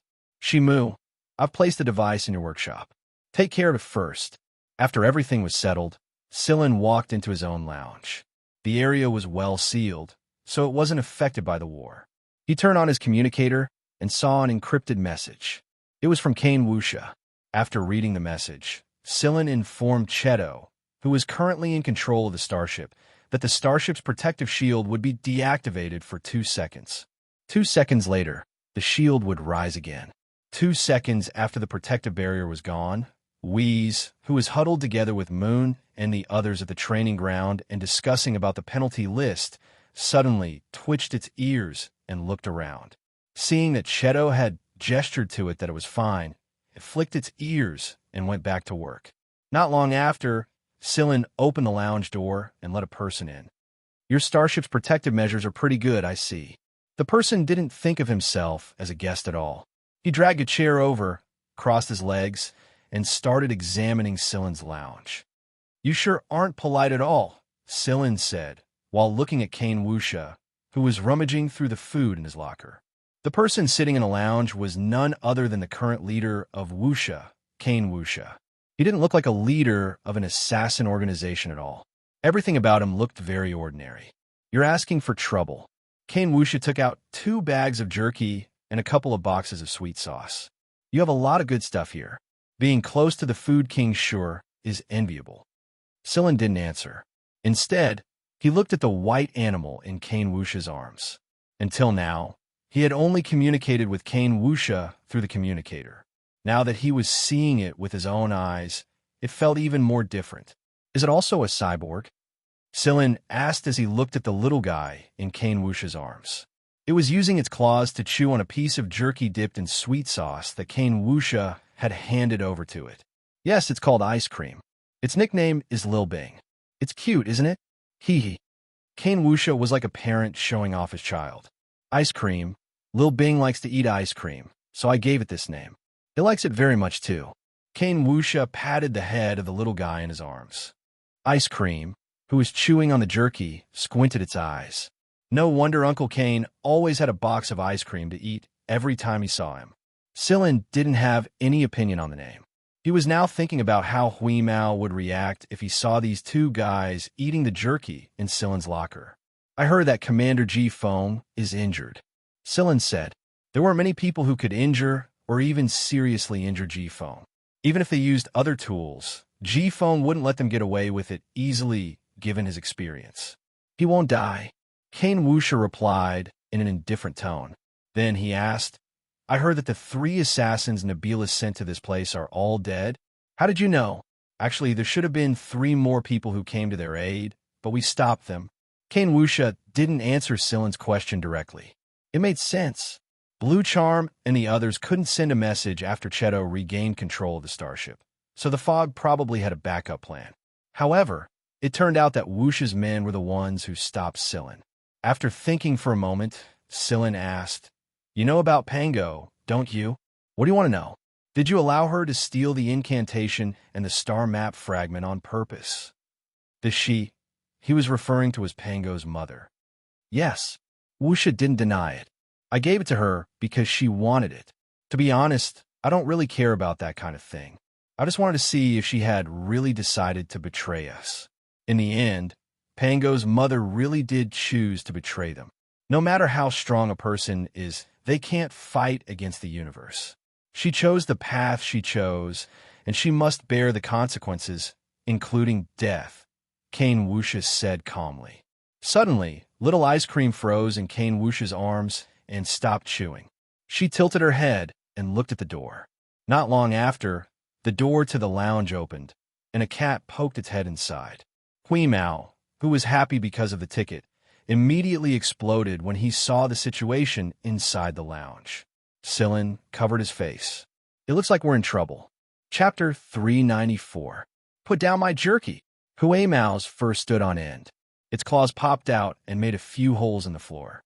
Ice Cream squinted at Hui Mao, then took a few bites of the jerky in its claws. It added fuel to the fire. Meow, how dare you be so arrogant in my territory? Silin pulled Hui Mao back before it could pounce on him. Hui Mao, who was pulled back by Silin, was still making threatening gestures. It stared at Ice Cream, who was nestled in Wuxia's arms, warily.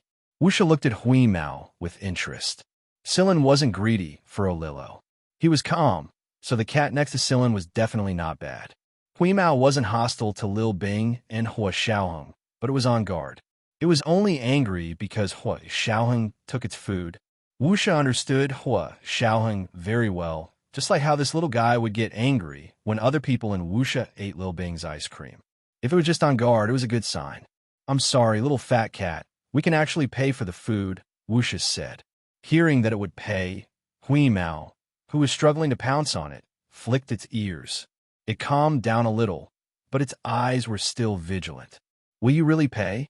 Hui Mao asked. Yes. Hui Mao stretched out its claws. Double, double. Wuxia answered so quickly that Hui Mao's anger subsided a little.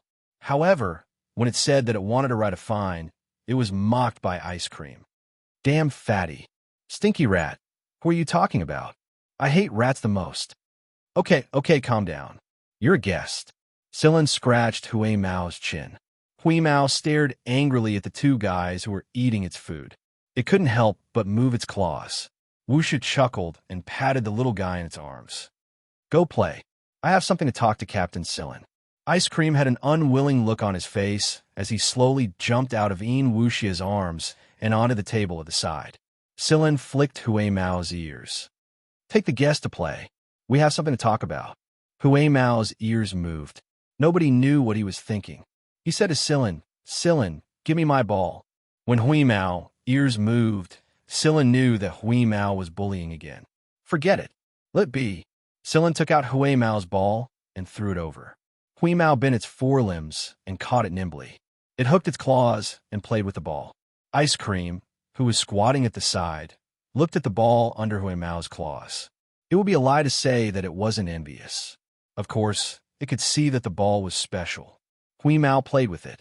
Suddenly, it picked up the ball. It jumped and flipped. It used its tail to whip the ball toward Ice Cream. Ice Cream was prepared, but it didn't dodge. Instead, it used its head to hit the ball and bounced it back. The two guys exchanged blows. The ball flew faster and faster. Ordinary people couldn't even follow it with their naked eyes. The two guys moved extremely fast. One moment, they were on the table. The next moment, they flashed to the cabinet. Hui Mao knew that the guy in front of it was a cyborg life form like itself. When it suddenly saw its own kind, it became competitive. In addition, the stinky mouse in front of it had eaten its horde. Therefore, Hui Mao's speed at whipping the ball became faster and faster. It would be best if it could teach the stinky mouse a lesson. Looking at the two guys playing with the ball, Wuxia was in a particularly good mood. The smile on its face deepened. Silin, when did you get this? Wuxia asked. A few years ago.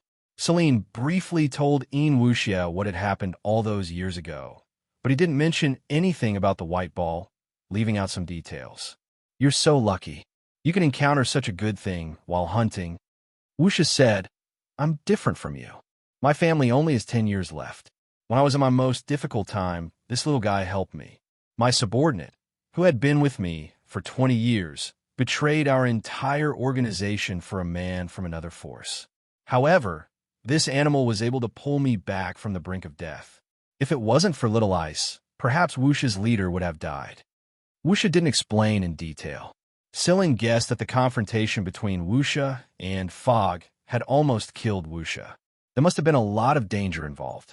Sillin didn't expect Wuxia to value this cyborg life form more than the members of his own organization. A human's lifespan is short. I hope that in the future, when I can't accompany it to eat ice cream anymore, I'll have a companion to talk to. Even if it's a companion to fight, it'll be fine. At least it won't be too lonely. After so many years, in the entire League of Stars, I've only found this fat cat of yours.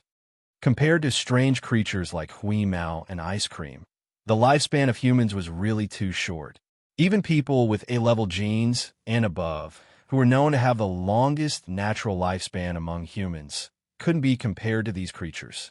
After all, they were also considered robots. No one knew how long their lifespan was. How old is this cat of yours? Wuxia asked. More than 200 years. It said so itself. What about Little Ice? I don't know. There are no humans where it lives. It's a planet with a sea-level habitability. There's no advanced civilization. It doesn't know how to calculate time, and it can't speak the language of the League of Stars. Apart from hunting, it hides in its cave all day long. It's obviously very powerful, but it's afraid to see the light. When I was dragged into its cave, I thought I was going to become a chipmunk's food. I didn't expect it to make me safer, because no animal on that planet dares to enter its cave. When Wuxia was talking about these things, his eyes were gentle, as if he was talking about his precious child. Outsiders probably wouldn't expect the dignified boss of Wuxia to have such a side to him.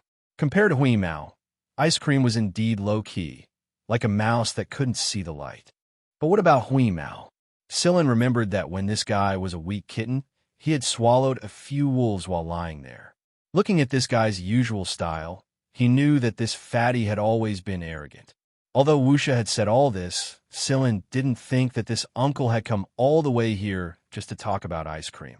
As expected, after Wuxia talked about ice cream a little more, he said, "When I was searching for cyborgs, I had also focused my attention on some of the secret research labs of the League of Stars.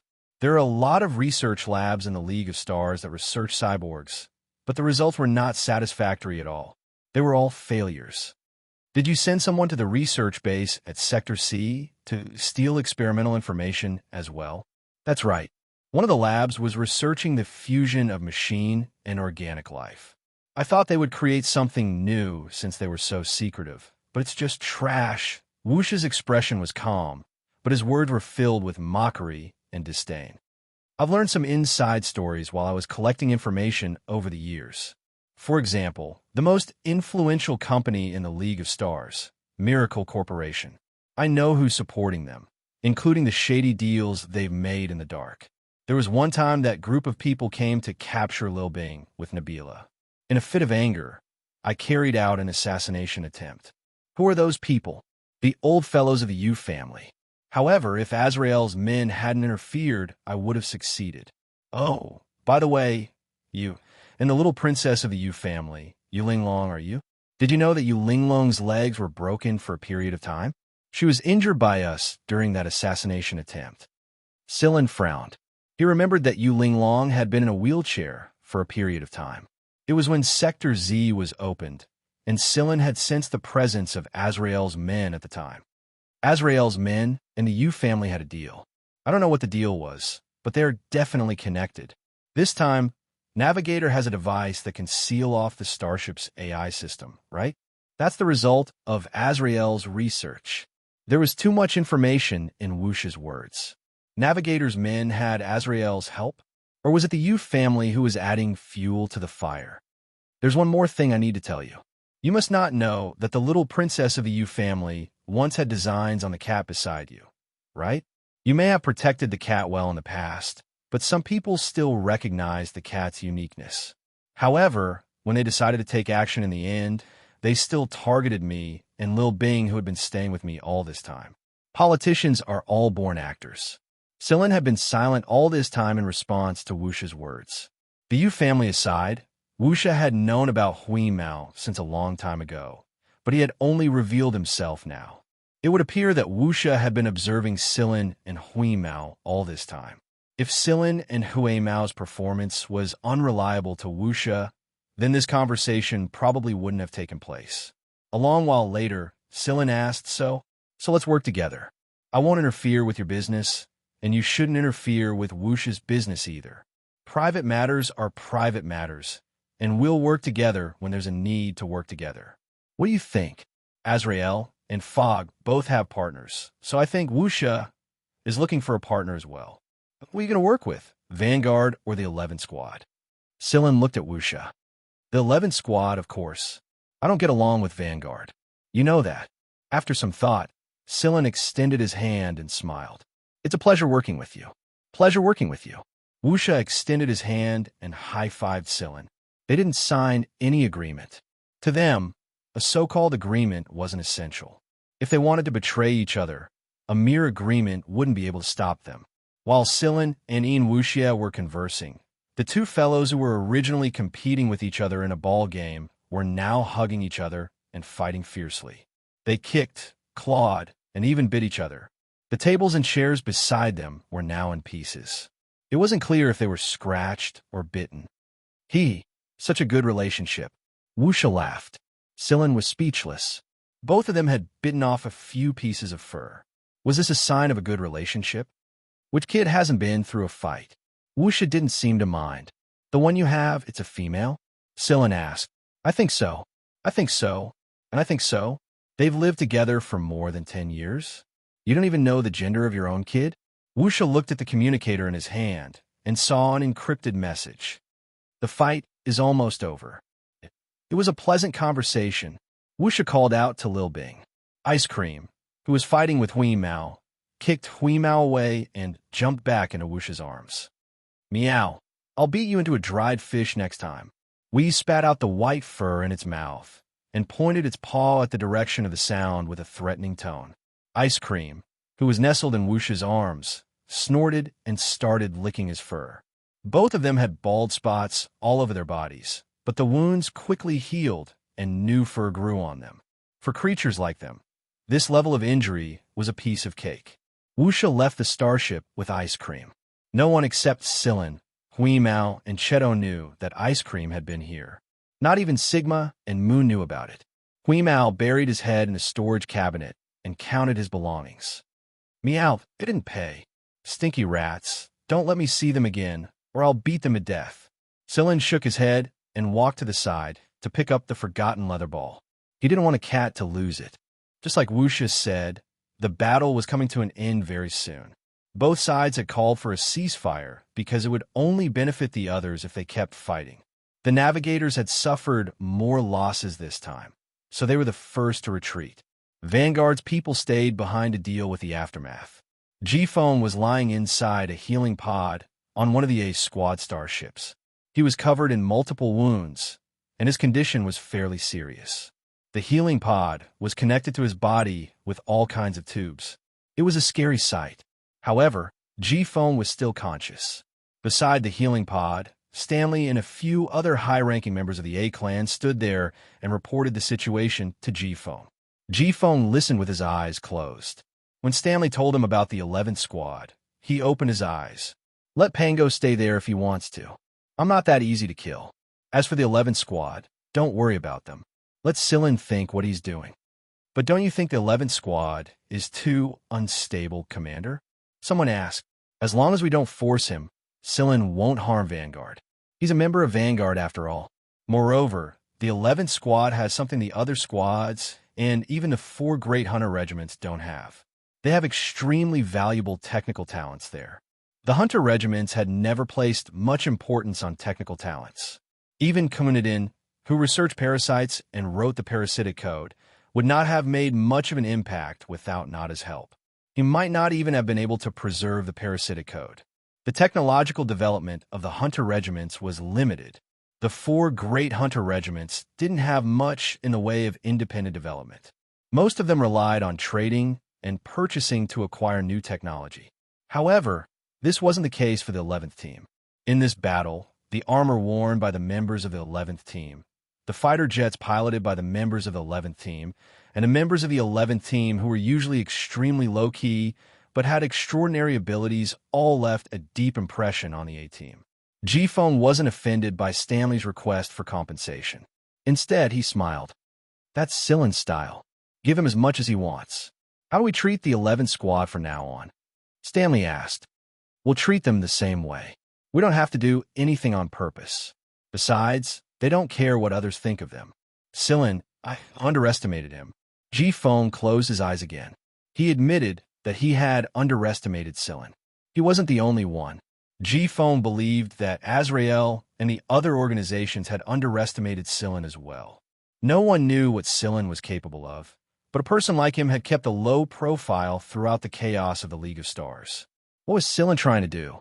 According to the information he had, G-Fong had always been suspicious of Silen's motives. He couldn't figure out what Silen was thinking. Silen only cared about a small number of people in Vanguard. He didn't care about the entire Vanguard. G-Fong knew this, so he wasn't afraid of Silen seizing power. However, he had a feeling that Silen was someone with an ulterior motive. It was just that he couldn't figure out what the kid was trying to do. Captain, the bodies of the 3 killers from Fog have been sent over by the 11th squad, Stanley said. G-Fong moved his fingers. I don't need to tell you how to deal with them. You guys do it. The 3 killers from Fog were to be used as a memorial to the dead members and the top executives who had been assassinated in this incident. Captain, is Silen really that powerful? Someone next to Stanley asked. G-Fong didn't answer. Instead, he asked Stanley to release a projection. On the screen was Lan Mei's corpse, including the long gash on her body that had almost split her body into 2 halves. From the wound on her body and the 3 hands that were cut off, she didn't even have time to react when she was hit. That is to say, Silen's attack was extremely fast and ruthless enough to kill her in one strike. How fast was it that Lan Mei didn't even have time to react? The few people standing next to the healing pod unconsciously looked at G-Fong. They wondered how he would fare compared to their captain. Have you figured out the cause of Roten's death? G-Fong asked. Stanley shook his head. Not yet. The 11th squad doesn't reveal anything. Then forget it. G-Fong waved his finger, indicating that there was no need to continue the research. Captain, a man came in. It was Suali, one of G-Feng's subordinates. G-Fong gestured for Stanley and the others to leave. After they left, Suali took out a secret message that he had just received. Lan Hudy? What's up with that guy? Shouldn't he be busy fighting with Heaven's Birth? Although puzzled, Gale still gave a series of passwords after Suali left. Then a projector at the side projected an image. The image was of Blue Butterfly's current leader, the person with the codename Blue Butterfly. How is it? Can you still live? The person in the video teased. Cut the crap. What's up? Yes, let's work together. Chapter 395. G-Fong didn't seem surprised at Lan Hudy's suggestion to work together. You can't handle him on your side? Not really. Lan Hudy put his hands on the table, crossed his fingers, and smiled. As long as I have enough time, I can finish them all, including Bloomer. Bloomer, Lan Hudy, G-Fong, and Tamer the Navigator were all star-ranked hunters. These 4 were known as the 4 giants in the world of hunters, because they were the leaders of the Hunter Corps. The 4 giants were the symbols of the entire League of Stars. The 4 giants had been in this situation for a long time, but now, Lan Hudy actually said that as long as he had enough time, he could finish off Bloomer. It seems you have made a good plan, G-Fong said. No emotion could be heard from his voice. That's because no one else is paying attention to me. But you're in trouble. The 3 most difficult powers to deal with in the League of Stars have all interfered in your battle against the Navigator. You're lucky that you can still speak. Lan Hudy said. The 3 most difficult powers that Lan Hudy mentioned were Azrael, Fog, and Wuxia. Anyone who got involved with one of them would have a headache, much less all 3 at the same time. But this time, what Lan Hudy didn't know was that Wuxia wasn't interfering for the Vanguard, but for Silen. It could be said that the Vanguard had received some help from Wuxia because of Silen. Otherwise, the Vanguard would have lost a few more high-level members.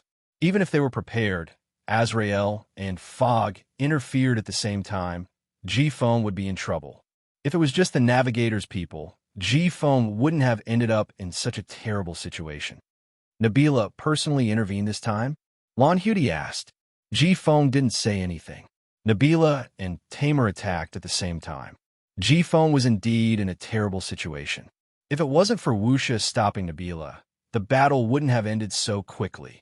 Ji-Feng did not answer, and Lan Hudi did not care. His main purpose this time was not this. Let's cooperate, Lan Hudi said. Reason: the League of Stars logo hunter group doesn't need 4. Ji-Feng looked at Lan Hudi. He did not expect Lan Hudi to have such an idea. Which one should I cut? There was no need for 4 hunter groups in the League of Stars, but there definitely couldn't be only 2. That way, there wouldn't be peace. In that case, only one of them could be cut off. Heaven's Birth. As for the reason, I thought you should know. Ji-Feng knew exactly why Lan Hudi had made such a choice. Heaven's Birth was merely working with a few scattered assassin organizations, and behind the navigators were the people from the 3 sectors of the League of Stars. The weapons and technology used by the navigators this time were not something they could get their hands on. Some of them were newly developed by the military. Although there were not many of them, Ji-Feng knew that they were from the 3 sectors of the upper 3 sectors. Although the conflict between the navigators and the vanguard this time was huge, there was no guarantee that the weapons and troops in their hands would be even stronger next time. It was even possible that the navigators had changed internally. There were too many unfamiliar faces among the senior navigators who went to negotiate this time. Ji-Feng already had a premonition. The navigators were no longer the navigators of the past. The hunters there were no longer pure hunters, but hounds. Those people want to attack the hunter group through the hunter group? Ji-Feng lowered his eyelids, thought for a moment, and snorted. All right, let's cut off Heaven's Birth first. While Ji-Feng and Lan Hudi were plotting to turn the Big 4 into the Big 3, Silin also had a secret communication device in the starship. Long time no see, Silin. On the communication screen, it was still that familiar face, that familiar girl with an innocent, cute, and playful smile. Long time no see, Ling Long. Silin was in his own lounge, not letting Hui Mao in.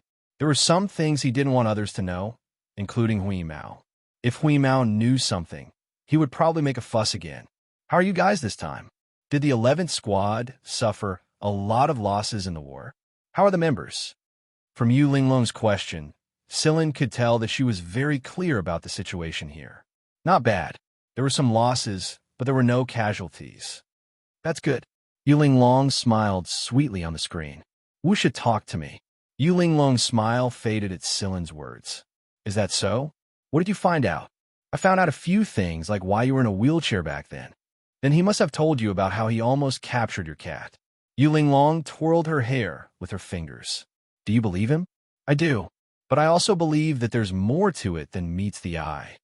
Yu Linglong retracted her smile and said seriously, It's true that I told my grandfather about the cat beside you, but I know that if he had to choose between you and Wuxia, he would definitely choose Wuxia. This is also the reason why I contacted you this time. Silin didn't say anything and signaled Yu Linglong to continue. Seeing that Silin wasn't impatient, Yu Linglong continued. You know that for families like ours, we usually choose a core member to nurture. In my generation, there are 3 candidates. In fact, there were originally 5, but the other 2 have been eliminated. Being eliminated meant either death or crippling. Among the 3 candidates now, 1 is me, and the other 2 are my eldest cousin brother and second cousin brother. The competition between the 3 of us has always been very intense, and after that incident, I knew that Nabila and my eldest cousin brother had cooperated. I knew that he would definitely choose to hide and not to lay his hands on you. In Unpardonable protected the cyborg very well. Because of this, Nabila wanted to use this to attack him even more, as in Unpardonable did not pay much attention to other things at all. Those who joined Wuxia for a short period of time, such as Judy, and those who joined for a long time but didn't get Wuxia's full trust, didn't know the secret of that cyborg. They didn't know that Wuxia had a cyborg that was known as a miracle creature by his side. They just thought that it was a precious pet that could talk and had a high IQ. Later, Wuxia took revenge on the Yu family because of this matter. My father and second cousin brother almost lost their lives. I lost both of my legs and had to recuperate for a long time. This was the result of the intervention of Azrael, and Nabila didn't help at all. Yet Bella wanted to use Wuxia to kill us, causing the Yu family and Wuxia to become enemies. However, his plan didn't succeed, and after that incident, my eldest cousin lost the support of a portion of the family. Even my grandfather had a bad opinion of my eldest cousin. Later, Wuxia said that no one is allowed to have any ideas about the cyborg in his possession, and no one is allowed to have any ideas about the cat in your possession. After that, my eldest brother wanted to attack your cat again. Back then, I wanted to notify you, but I couldn't contact you at all. It was as if you had disappeared. At the time, Silin had taken Huimao to the Mist Bodhisattva Empire and avoided a crisis. By the time he returned, the League of Stars was in chaos, and everyone was too busy to pay attention to Silin. Silin guessed that the reason he and Huimao were able to go so smoothly was because Wuxia had secretly helped him fend off a lot of dangers. Silin was very grateful for this. Whether or not Wuxia did it for Little Ice Cream and Wheeze, it was still a favor. As for the matter with Instructor Mo Hung, I apologize. I had no choice. If I didn't act, my second cousin brother would have. And if he did, Instructor Mo Hung would have suffered a lot. Silin fell silent for a moment before asking, "What are you doing this time?" On the screen, Yu Linglong stared at Silin for a while. She still couldn't understand Silin. It was the same back then, and it was the same now. Sighing, Yu Linglong said, "Right now, my strongest competitor in the Yu family is my second cousin brother. This time, he sent someone to assassinate someone, and my people can't protect him in time. Therefore, I hope that you can help me find that person and protect him until reinforcements arrive. This man may have stepped down from his position, but his influence still remains. If I can get his help, the support I will receive at Sector A will be much greater." When she said this, Yu Linglong's aura changed completely. She was no longer the mischievous and lively girl she used to be. Right now, Yu Linglong exuded a sense of competence and coldness.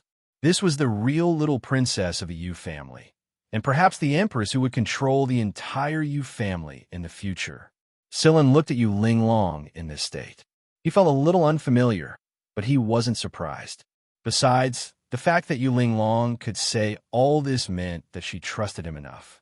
"Who is it?" Silin asked. "Former Senator Sambert." Yu Linglong told Silin about Sambert's information.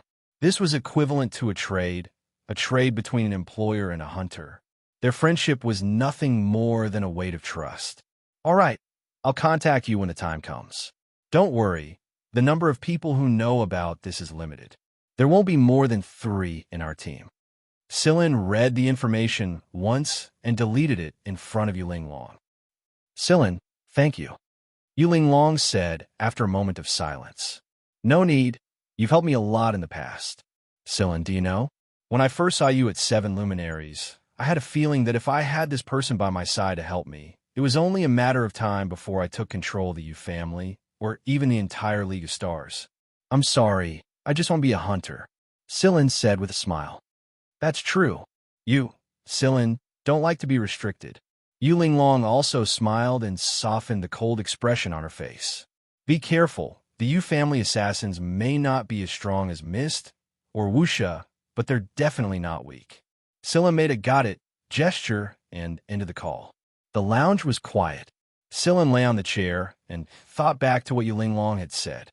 Silin believed Yu Linglong's explanation. Back then, Yu Linglong and others had helped him a lot, such as Wuxia, who helped him in secret, and Gaydar, who had never shown up again. Silin knew why Wuxia helped him, but why Gaydar? Rubbing his forehead, Silin decided not to think too much about it. He was going with his intuition. Silin knew of the Sambo Yu Linglong spoke of. He had met him once before. Sambert was the old man Hua she wanted to protect at Sector M back then. That old man was an important person. If even Yu Linglong paid so much attention to him, it was obvious that the old man's influence wasn't low. When he thought about the star map coordinates Yu Linglong gave him, Silin smiled. What a coincidence. Sambert's spaceplane was attacked by Yu Linglong's second cousin brother's men. In order to avoid being intercepted, they fled to Sector X, Planet X, C 362, Silen's birthplace, planet Brown Earth. It was time to go back and take a look. Silen got up and walked out of the lounge. The first thing he saw was Hui Mao running towards him with cat-like steps. The guy looked to be in a pretty good mood. "You're finally out, Silen," Hui Mao shouted from afar. Then, he jumped onto Silen's shoulder and said, "The A Squadron has allocated funds. Only more, no less." Silen had also guessed that it would be like this. There really were only a few things that could make this cat happy. So, Silen wrenched the gray cat off his shoulder. There were still some food crumbs stuck to its claws. It probably hadn't even had the time to lick them when it heard that the A Squadron was going to allocate funds for its repairs. It was so happy that it forgot everything and ran straight over. Also, most of the repairs on the starship are done, and we've got an extra sum of money. What do you think we should buy? The gray cat walked in front of Silen and raised its tail. The tip of its tail was even curled into an arc as it muttered to itself. Silen didn't interrupt it. He let it ramble on for a while, or it wouldn't be able to hold itself back. When he arrived at the command room, Silen called Cheto over and told him about the new operation. Just like before, Silen only planned to bring Cheto and Wheeze with him when he went to find Sambot. Everyone else should stay in the team for now. It was only after Hui Mao was done nagging that it noticed Silen and Cheto were discussing something else. Another mission? Hui Mao pulled its ears to the sides in obvious displeasure. It was asleep for a while, and since there was a mission, it meant that it couldn't sleep anymore. However, where are we going this time? Hui Mao asked. If they were going to free trade zone, it could buy some high-grade cat food and try as a pastime. In the end, to Hui Mao's disappointment, Silen was going to the poor Sector X in Hui Mao's eyes. Sector X Hui Mao and Silen had been there before, and there really wasn't much fun there. Moreover, after the League of Stars' chaos, the tourist planets were in a half-closed state, and many of the supply chains were broken. They would definitely be bored to death if they went there.